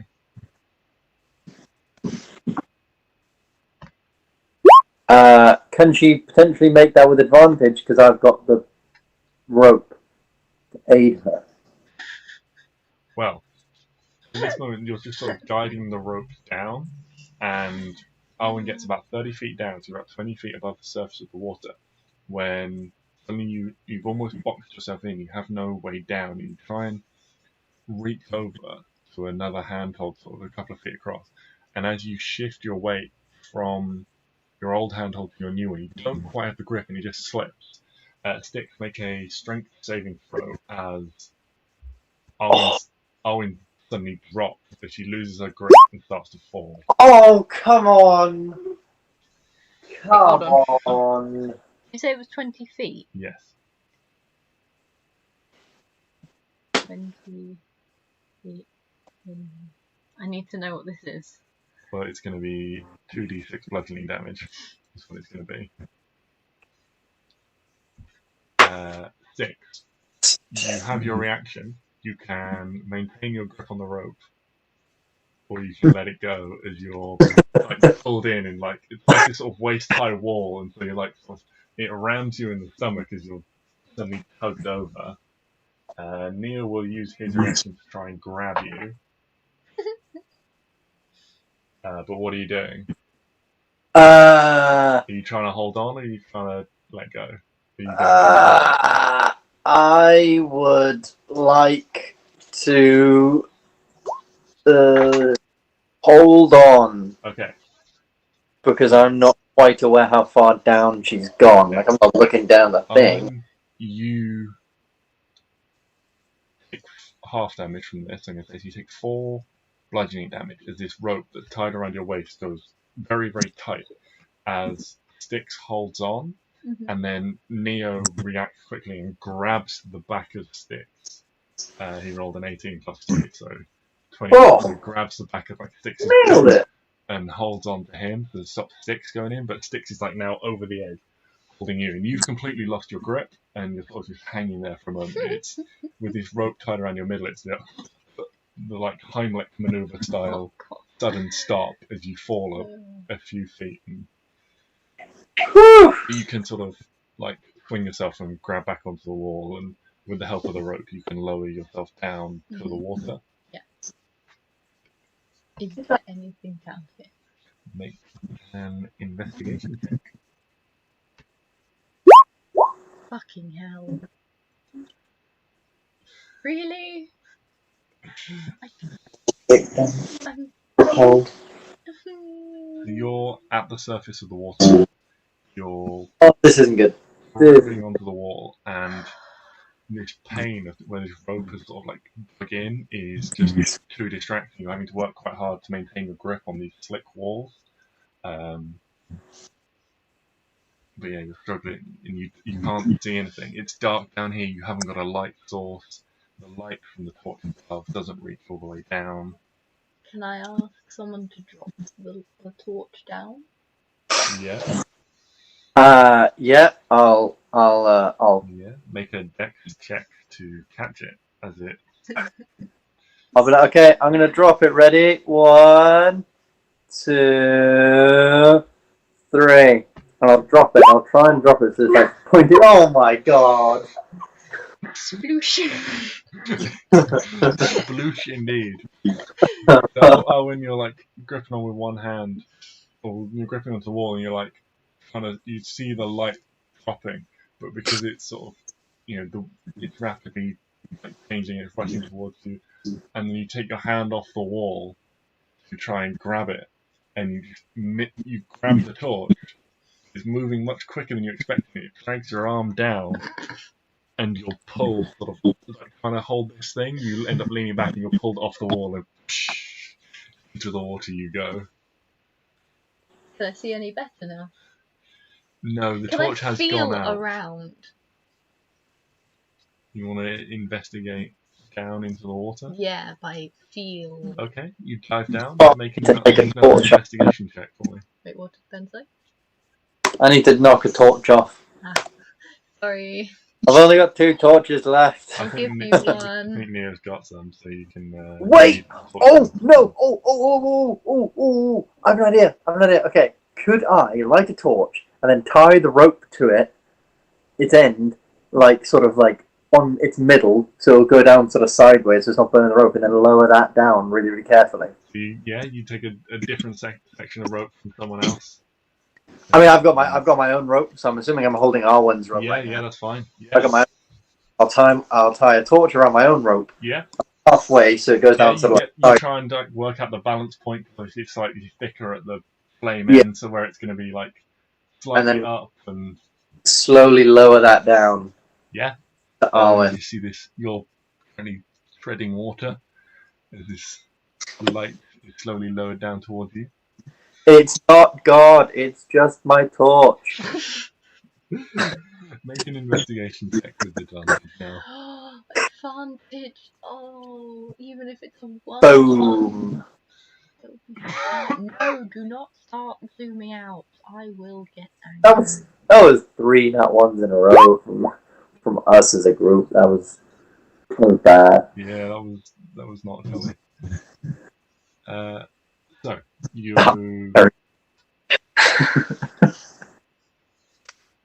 now you're like treading water, and it's a little bit difficult to see below the surface because of your kicking. But you're looking around, and other than the bucket that's down there, you can't see anything amiss down in the depths of this well. Can I look on the wall specifically to see if there's any like scratches or anything? Yeah. So you look at the wall, and there is one section where there's this sort of like algae, like pondweed, type thing seems to be disturbed, and you're like, oh, I got it, and then like that's where I fell in. And so it's just that section where you've climbed down and disturbed it, this slippery section that seems to. Okay. There's nothing down here. I'm wet for nothing. Wait. Go underwater. Maybe it's.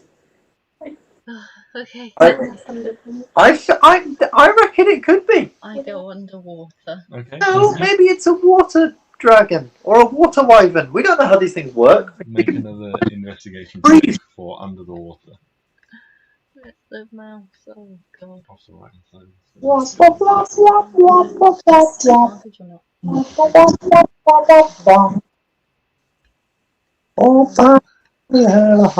Because it's within range of your dark vision. So it's 18.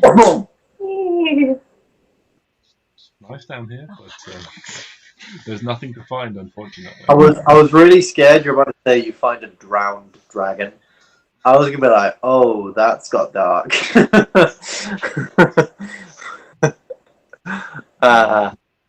No. Well, now you're really, really wet. For no. nothing. Unfortunately, it is just a well. It's dug down deep. Below the waterline, it's no longer this mortared stone. It is just the natural rock of the ground, and the water just seeps through because of the water table. Slightly filtered by this sort of chalky sandstony rock, as well as the little bit of algae down there does help to pull out some of the things in the water and keep it cleaner at times. Yeah. Okay. Unfortunately, there is nothing in this world. It's a dead lead. I am soggy. Alright. Okay, so it wasn't a well, but it was Get a out. whole thing. One second. Check with advantage to climb out.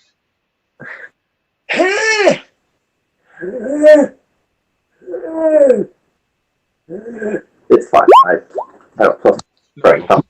With the help of Stix and Neo on the rope pulling you up, you almost skip up the side. Oh, Sort of, hell they yeah. tug and you can sort of boing.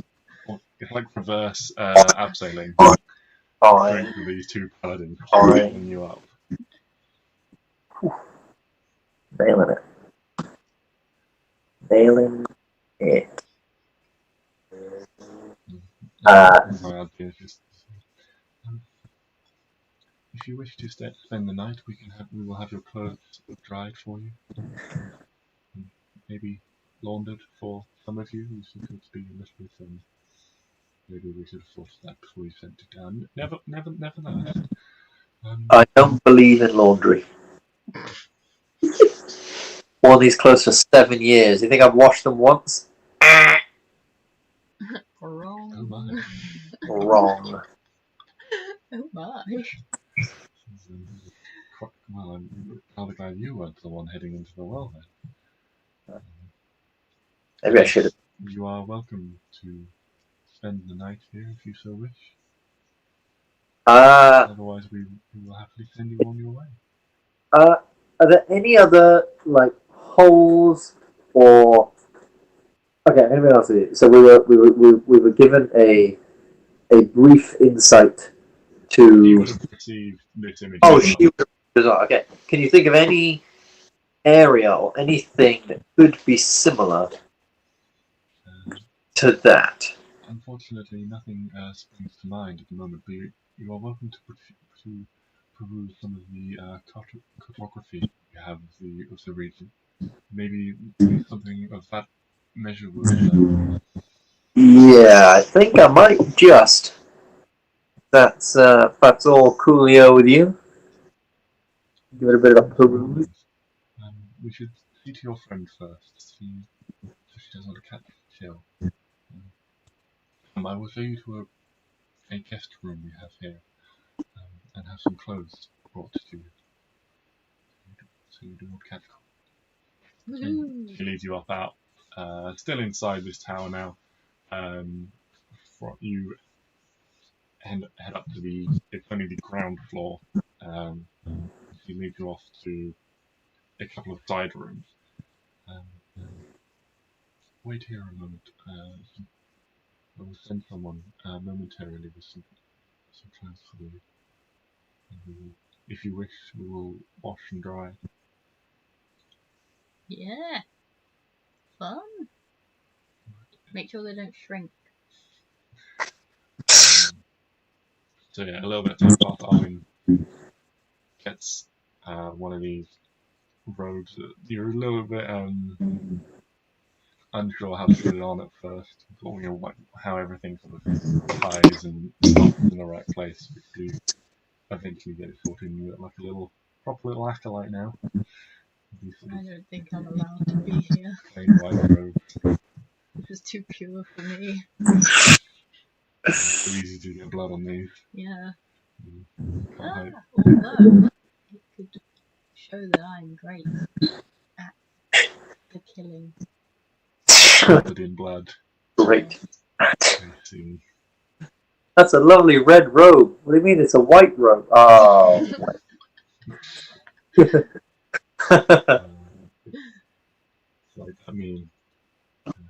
There are two types of stuff. One where no one sees you, and the other where no one is left to see you.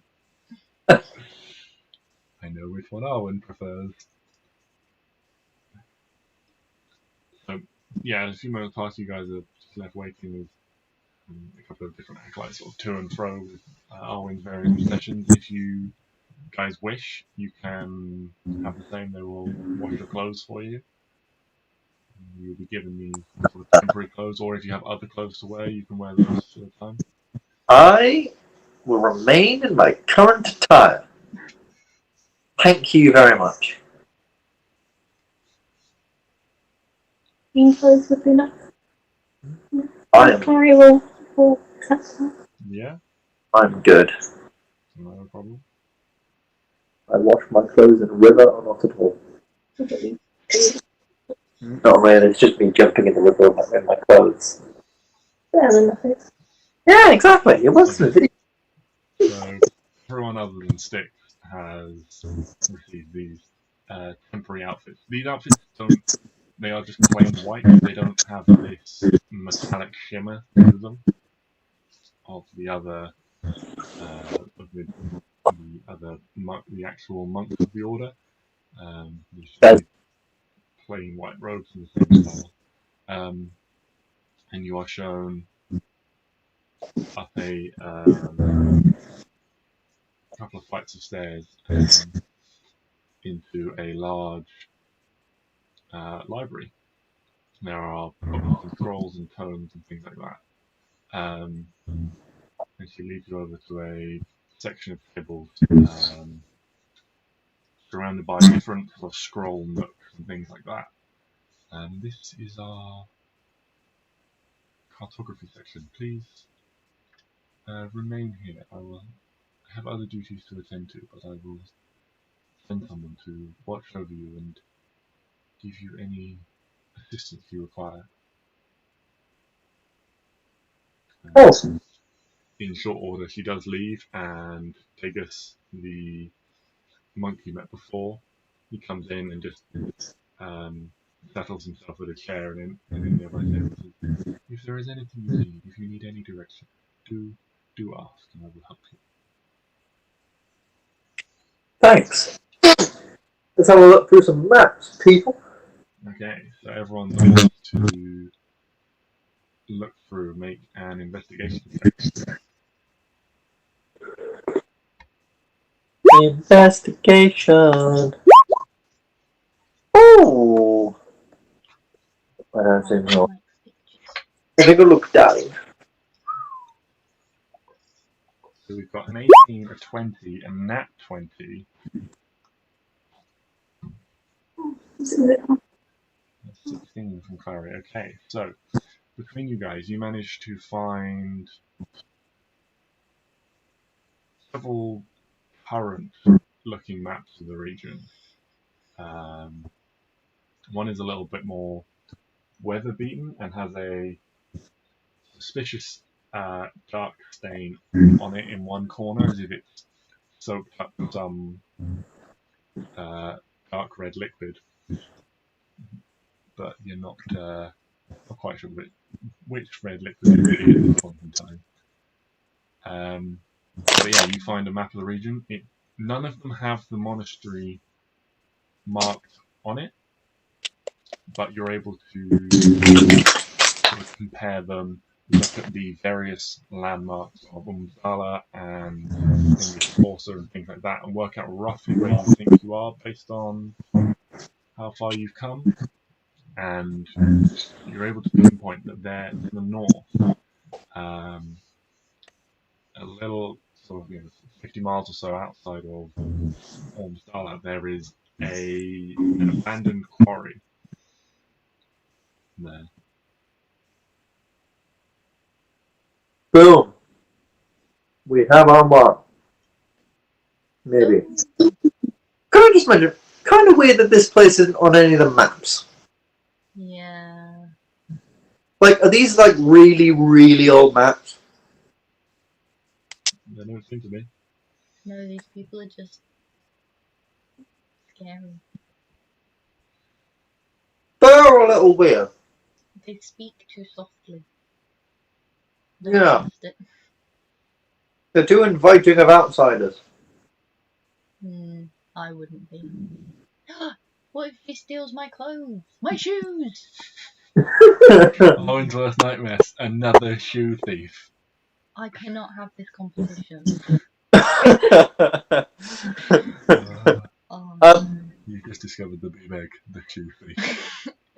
This like 9-year-old boy No! just steals people's No, it's not a 9-year-old boy. It's the big king undead guy that we're trying to fight. Neo's friggin' dad. But that's the whole thing. He's the shoe thief. I will steal his The guy, that guy's looking up, like watching over us, right? He's sort of sat in a chair in the corner. I'm just going to go ask him and say, hi. I've looked through many of these scrolls now, and this place isn't on a single one of them. Why? Or at least the ones in this area. Like, why? Why? Well, we work to maintain an area of... That's not the word I'm looking for. An air of discreetness in our work. That is why we are situated so far out here in the off the beaten track. Yeah, but surely these are your maps. why have an area of discreetness against yourself? We know where we are located. We do not need it. If we were to be discovered, there are some who do not always choose to stay with the Order. We would not have them potentially leak our location to those we would not wish to know we are here. Oh god. Wait, are we not really allowed to leave? Did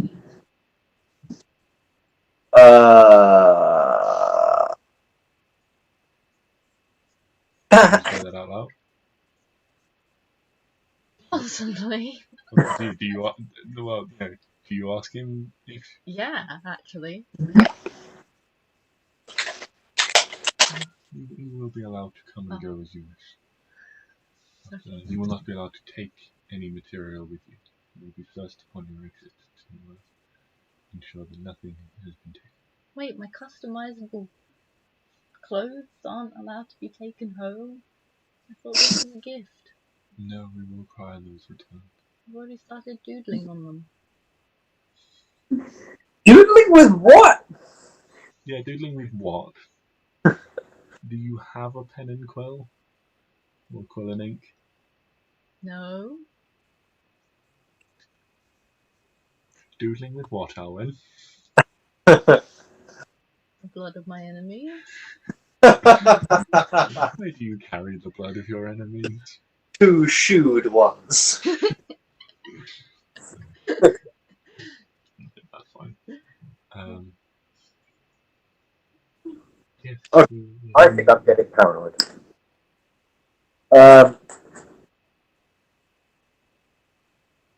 Okay. So we know where we're headed. What time is it now? So it would be around the middle of the day now. How far did you say this quarry was? So it would be probably a full day to get there. Okay.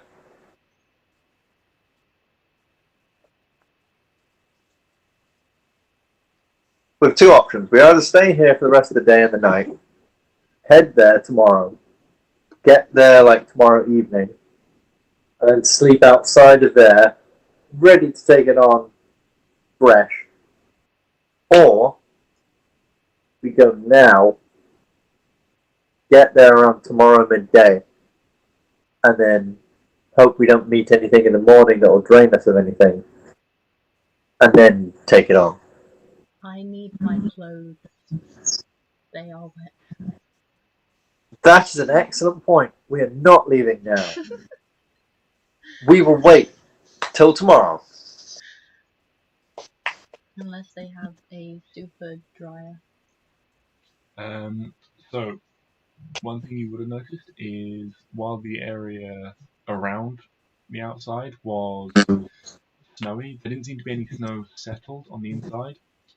Indeed, everything seemed to be quite a little bit more temperate compared to the surrounding area inside the walls. You guys were all cold and things like that, but red hands and feet and tips of noses and ears. But none of even though a lot of these monks are very lightly dressed, none of them seem to be suffering from the cold. And it is, warm and light inside the library.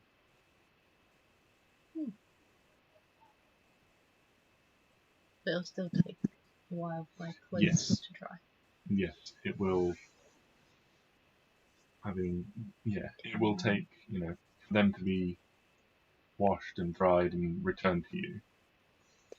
You will probably have to wait until the next day to set out with them.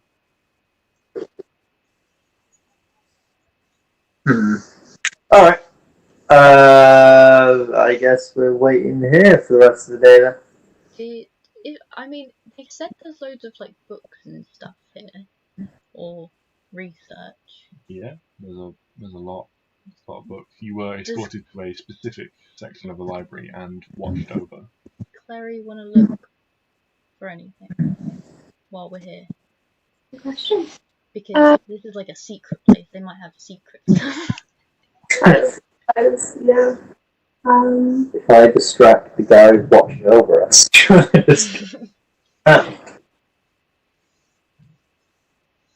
Yeah. I don't know what to look for. I don't know what sort of thing you've been looking for in the past. Well, she was trying to find out more about Kavran Session and trying to work out like stuff to do with Neo. Obviously, then we found that those engravings and stuff in the temple, which pretty much gave the entire story. Yeah. I'm not really sure. What to look for? I'm sure there was something else. I mean, I'm sure this place has probably got a library full of some stuff. Like, But yeah, I mean, obviously, like Harry's gonna be desperate to. She'll be sat the entire time like, guys, come on, guys, I want to look at your books, guys. Are we done? okay. My good sir, are we allowed to look around the rest of the library or just this area? Dia has commanded that you only be able to peruse the cartography section for now. Well, then might I show you a magic trick while we are here and the ladies are perusing through the maps and such. There is but nothing in my hands, as you can see. Nothing in my hands at all, sir. And if I just sort of quickly rub my hands together here, I will cast Druidcraft, and I will make a flower. Wow. Okay, roll a performance check, and Clary roll a stealth check to try and sneak away. Oh, Ow. get it! I was going to say roll with advantage because of how good Stix's performance check is, so I'll take the 24. Fuck yeah.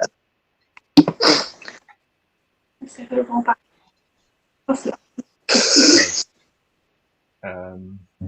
Yeah, so Stix, you start this little druidcraft in you, and he suddenly leans forward, his attention focused, like, a mage, I see.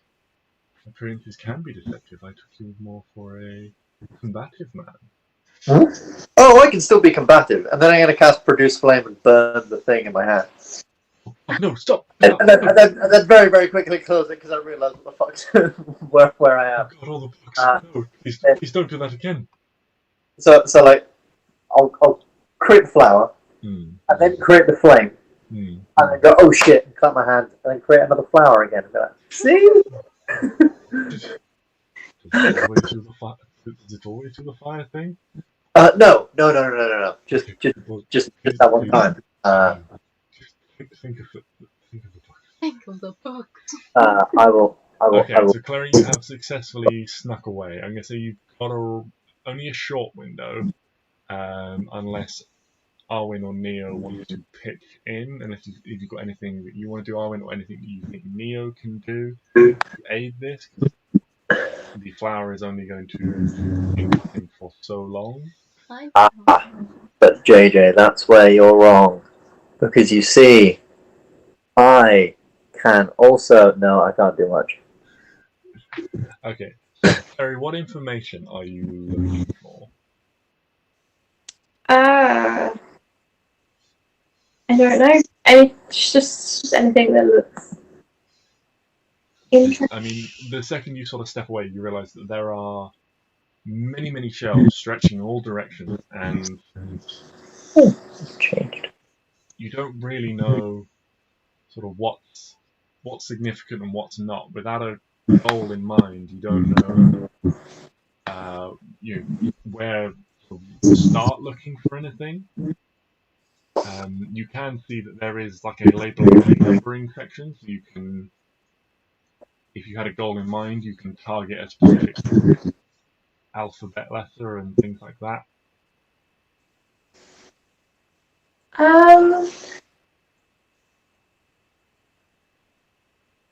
Maybe. I mean, anything you want to try and look for, you can. You can look for arcane stuff, spell scroll stuff, combat stuff, history, crafting tech, sort of any sort of like crafting or anything like that.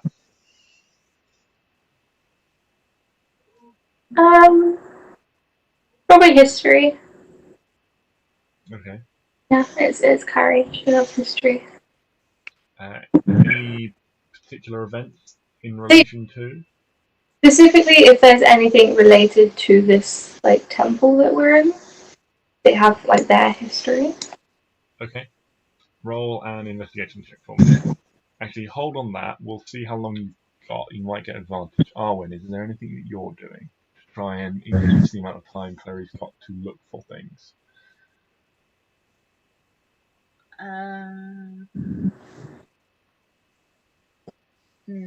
God's sake, don't summon your wildfire thing.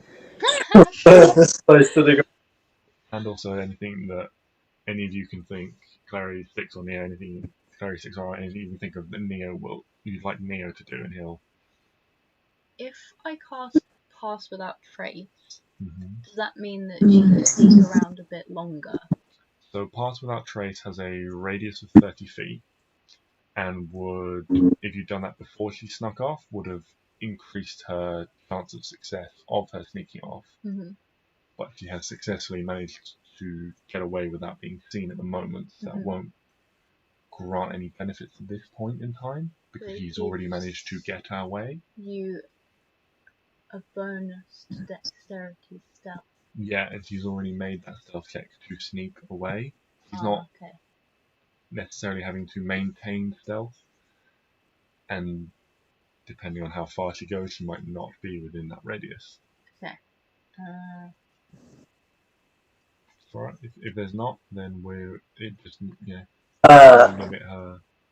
Could I also create the effect of falling leaves? They'll be like, spooky. Fuck off there, leaf. What if I turn into a tortoise? Oh my god, yes. Oh, wait, no, I don't know if I can. I mean, tortoise, like little tortoise this big. It won't be in the monster manual because it's just a thing. It's like dog or cat. I would like. Wait. Let's turn it into a performance. So I'll be like, I'll create a flower. This is for you, good sir. If you would just like to hold that for me, please. Now watch as I turn this woman into a tortoise. Are you ready? 1, 2, and I'll just sort of go in front of her a quick second, hold up my sort of like bit of my robe. Sort of 3. Now, go now. Make a performance check for me. I'm performed to be a tortoise. Yeah, well, this is to see how captivating your tortoise.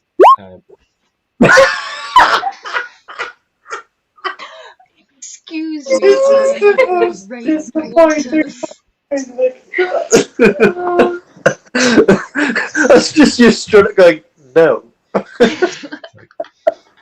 Yes, I believe I've seen this one before. I've been to several of the cities around, and I remember coming across a particular druid who was fond of putting on this performance. He and his companion would perform great feats and of change and sleight of hand. I believe he turned into a fly, and so he would appear to vanish from one place and reappear in another. It was quite impressive, but for someone with a keen mind and an attention to detail, I soon picked up on it. Yes, but I'm a tortoise. I see in tortoise. She's not a fly. She is a tortoise. I mean, you feel that? I'm just going to go down and like very, very lightly knock on her back, like tortoise. I raise my little stumpy leg up. I am in reality doing this. That is a wave of good gesture. I see, yes. Well, I'm not versed in tortoise. So. Ah, see, this is where you need to speak tortoise. I think we need to work on our act a little bit. It's more captivating if you speak the language. But I guess turning into a humanoid is kind of lame. Yeah, so roll a investigation check for me now, Clary.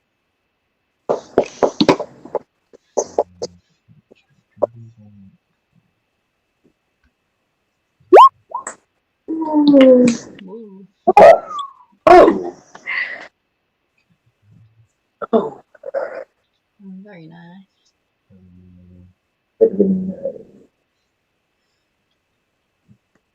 Okay. Now roll a d8 for me. 7.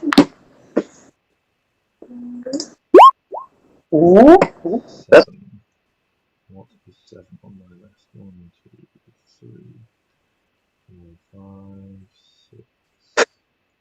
He accidentally goes over the crypt. And you cut his hand off! Wait, no. So, you find a large section dedicated to, and you start sort of frantically like pulling out scrolls, and like you realize you've probably only got a couple of minutes to essentially find something interesting and secret it away with you, and try and read it overnight potentially, and either sort of leave it behind or maybe try and smuggle it out if you think you can. That's up to you. But yeah, you find, and you end up sort of taking a direction. You're just like, that way. And you sort of run stealthily, sort of 20 or 30 feet down and pick an aisle, and you find a section dedicated to the orcs. And you find a large amount dedicated to their gods and things like that.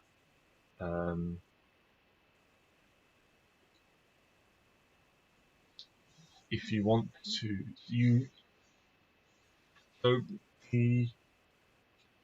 I can give you a brief overview of what you found now, and if you want to, because you don't have time to sit and study this information before you need to get back, so you can, if you make a sleight of hand check with advantage, if you want to try and take anything with you, to just sort of hide it on your person to go back to the rooms. Yeah, it's just trying to get back to the room. Yeah.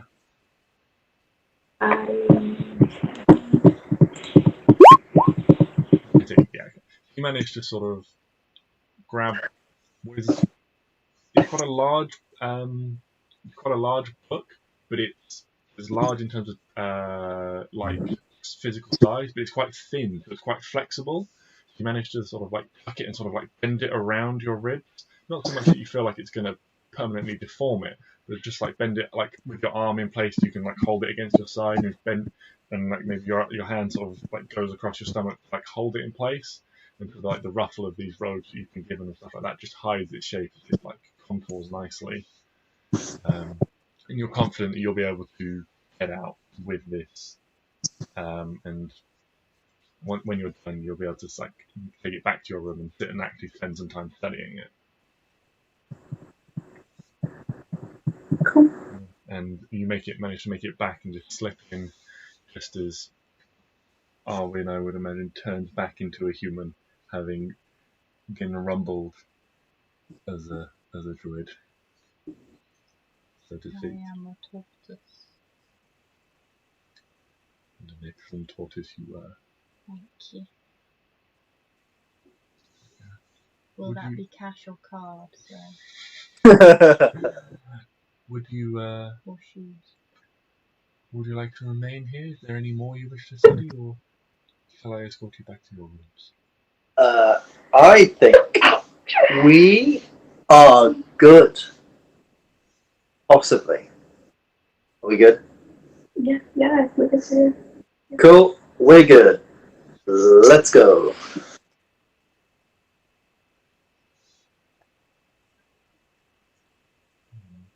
Oh. Meep, meep. Wahoo. Alright, hold on, let me just use something else.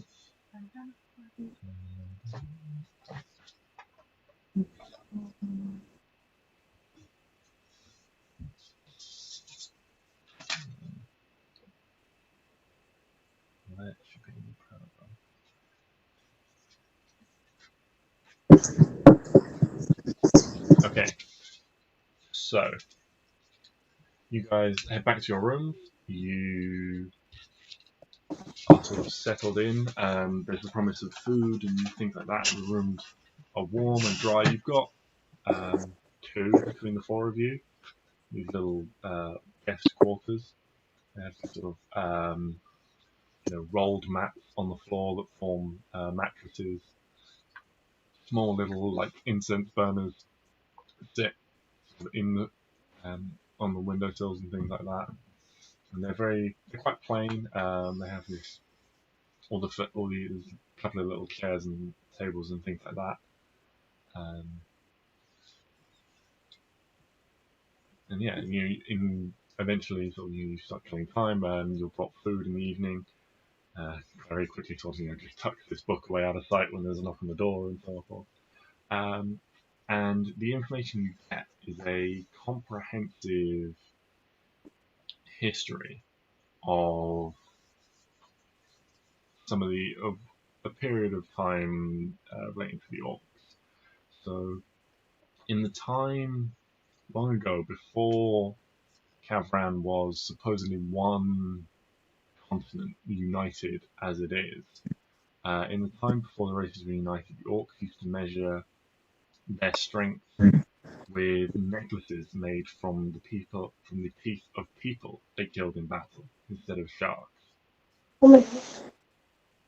When the races were all brought together to kill what is known as the Dread King Balsam, they were forced to set aside their warlike ways in order to work together. After the conflict, their numbers were greatly diminished, the orcs having formed the vanguard of this confrontation places, and their boldness Dread King? Their boldness and desire to prove themselves, making them reckless sometimes in battle, meant they suffered heavy losses. Damn. After the conflict, because of their reduced number, they were forced to settle far away from everyone else. There was great competition to reclaim land and territories and things like that. And the orcs were essentially pushed out to the northeast, where people who still remembered being raided by orcs and terrorized and things. Over time, due to the distance from the other races and the camaraderie developed and held by a large number of these surviving orcs alongside the other races, their traditions evolved from hunting people and proving themselves in war to hunting beasts. And these became the new measures by which they tested their strength against each other, and eventually developed into their seafaring, their sea-living ways, and the hunting of sharks. Orcs live mainly on the coast around the sea, as you know. Very few travel over land anymore, or have settled inland, leading to vast expanses of empty sections in the East Plains between the Dorogdora Mountains and the Almathan Forest. The area you've been travelling through, as you've seen, there aren't an area like this in somewhere like the West Plains or the mountains themselves, or even in the Almathan Forest. You would find villages and things like that, but in the East Plains, it is a very open, very empty area. You have gone days and days without seeing villages and things like that.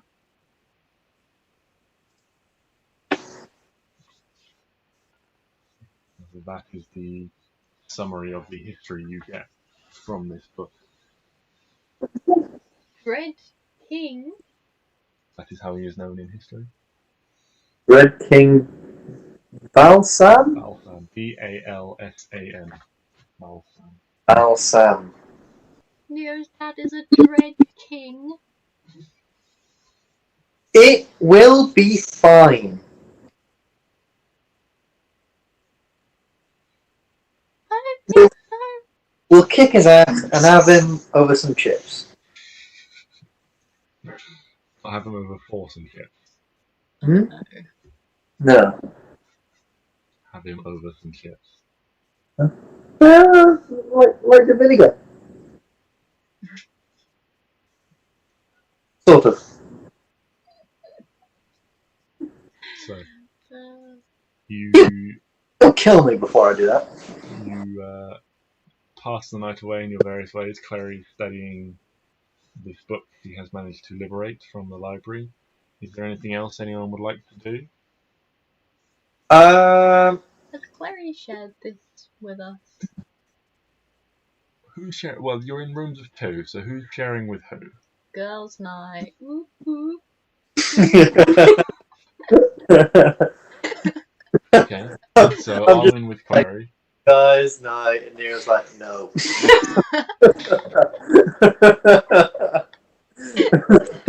And he's like, sure, I'll show you a game that used to entertain us back there. And puts his hand on a desk or like on the floor and takes out his dagger and starts doing the 5-finger fillet. You know what? Fuck it. Let's give it a go. Oh, It goes badly for Neo.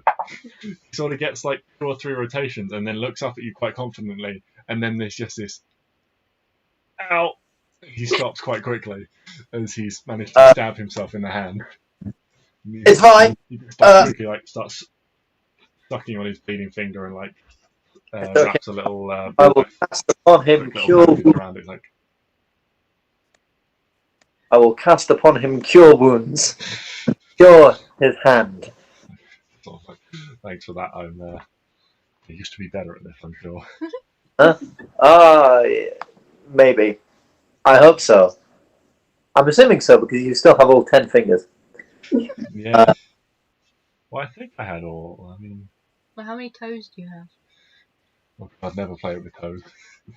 That'd be awful. Your toes are like right next to each other. That'd be like the a version.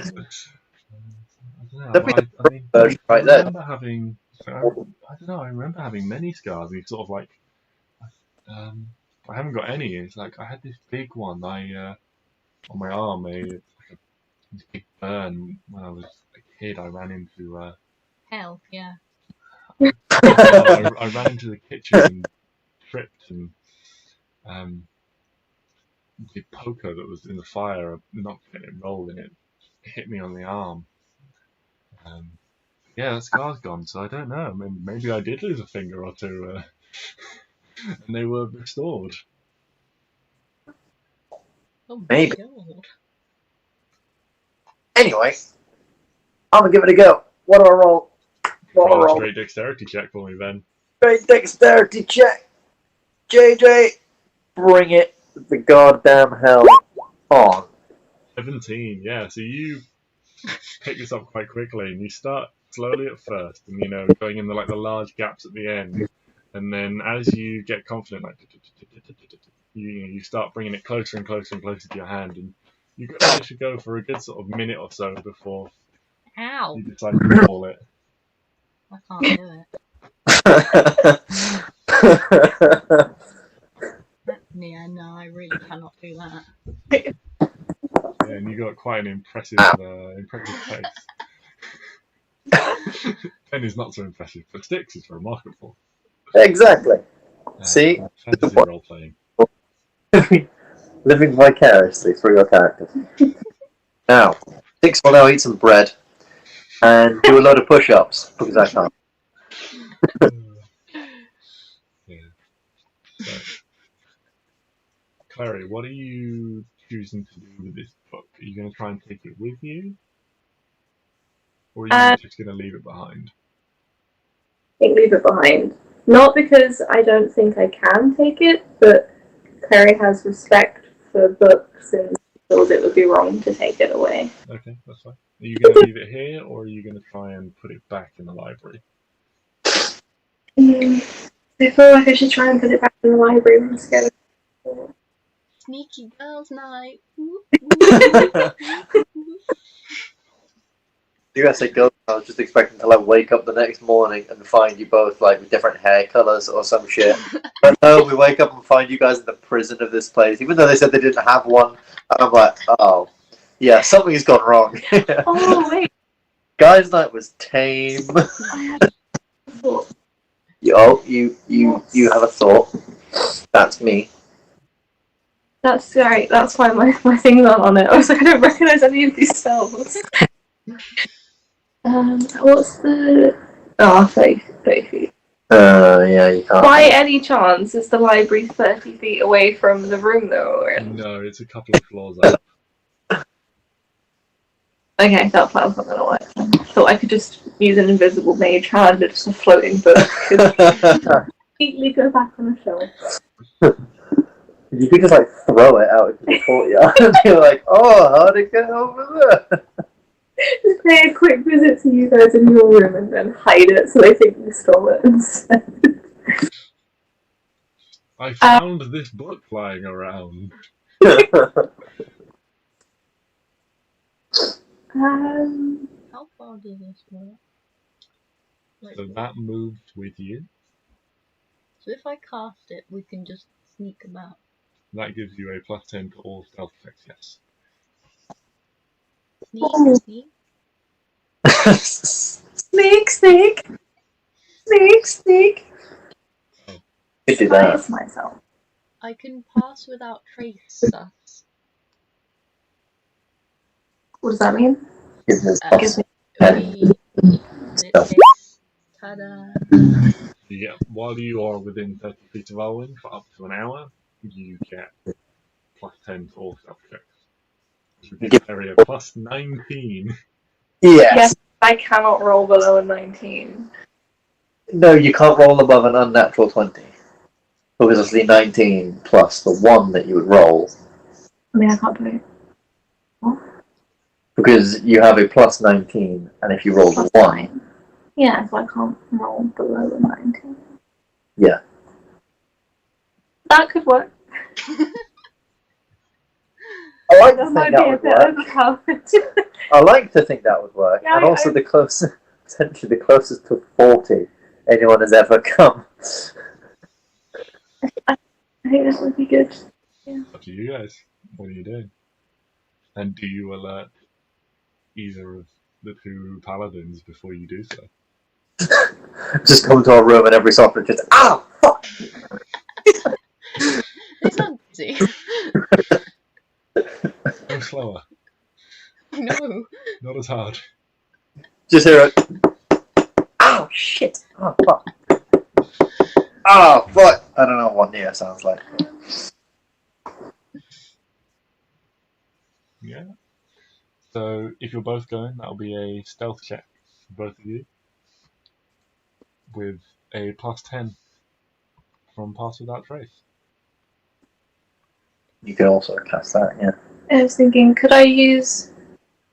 I don't know how it works. If I use Disguise Self, could I make myself look like a literal shadow?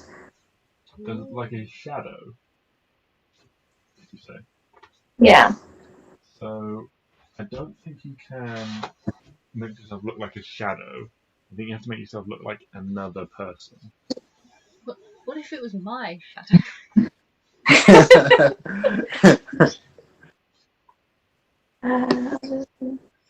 Make yourself invisible. Self, look, just disintegrate. Think make yourself invisible. Close all other belongings look different.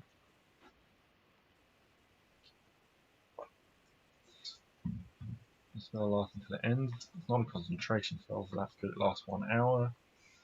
You can see one person control of don't use your body time.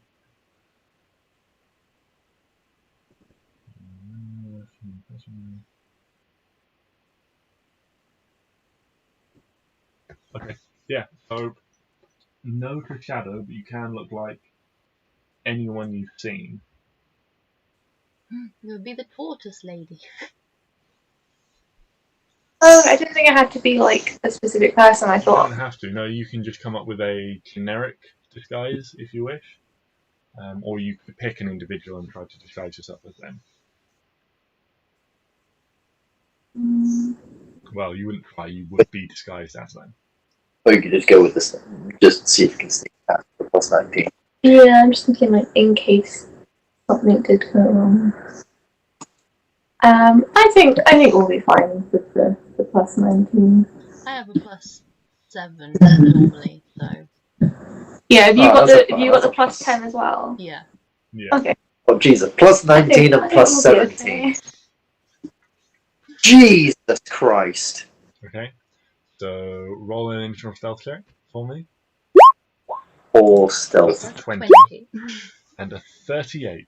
I think we're quite stealthy. Yeah. Yeah, so 38. leading the way, you guys essentially disappear into the shadows. There are a few torches and things still lit, but they're sort of few and far between. You manage to dart between the various shadows up the stairs, pausing behind columns and things like that, just to let someone sort of come down the corridor and go down the stairs. But it's no issue to you guys whatsoever. You make it to the library, and you sneak in. It's not locked. If an ancient red dragon got a nat 20 on perception, you would still beat it. Because they're plus 16 perception. So good job. So, as you make it into the library, you can see there's a couple of light sources glowing from a couple of different points. And there seems to be some people in here either studying late or have left things on.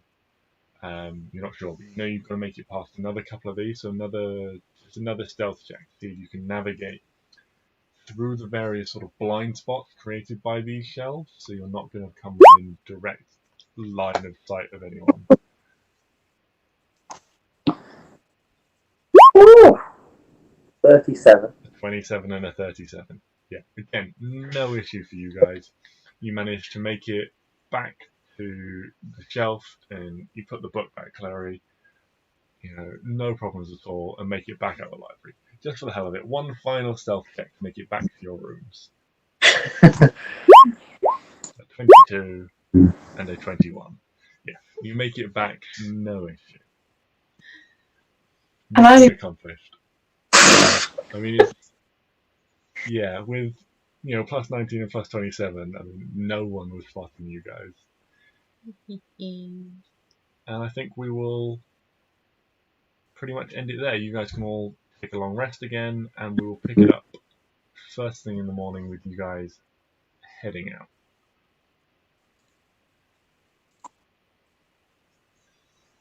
Awesome.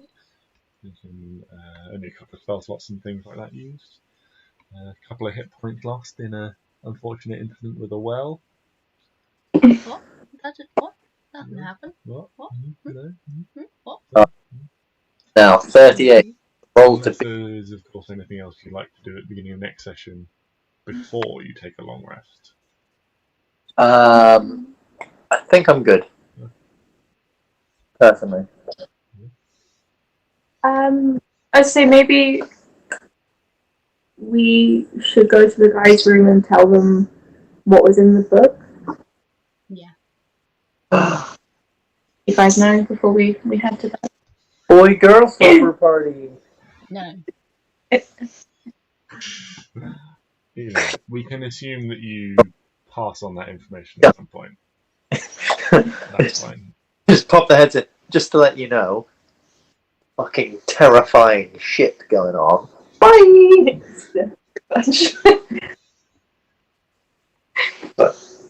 Okay, cool. See ya. As I raise up my hand, there's just a knife stuck in it. Right?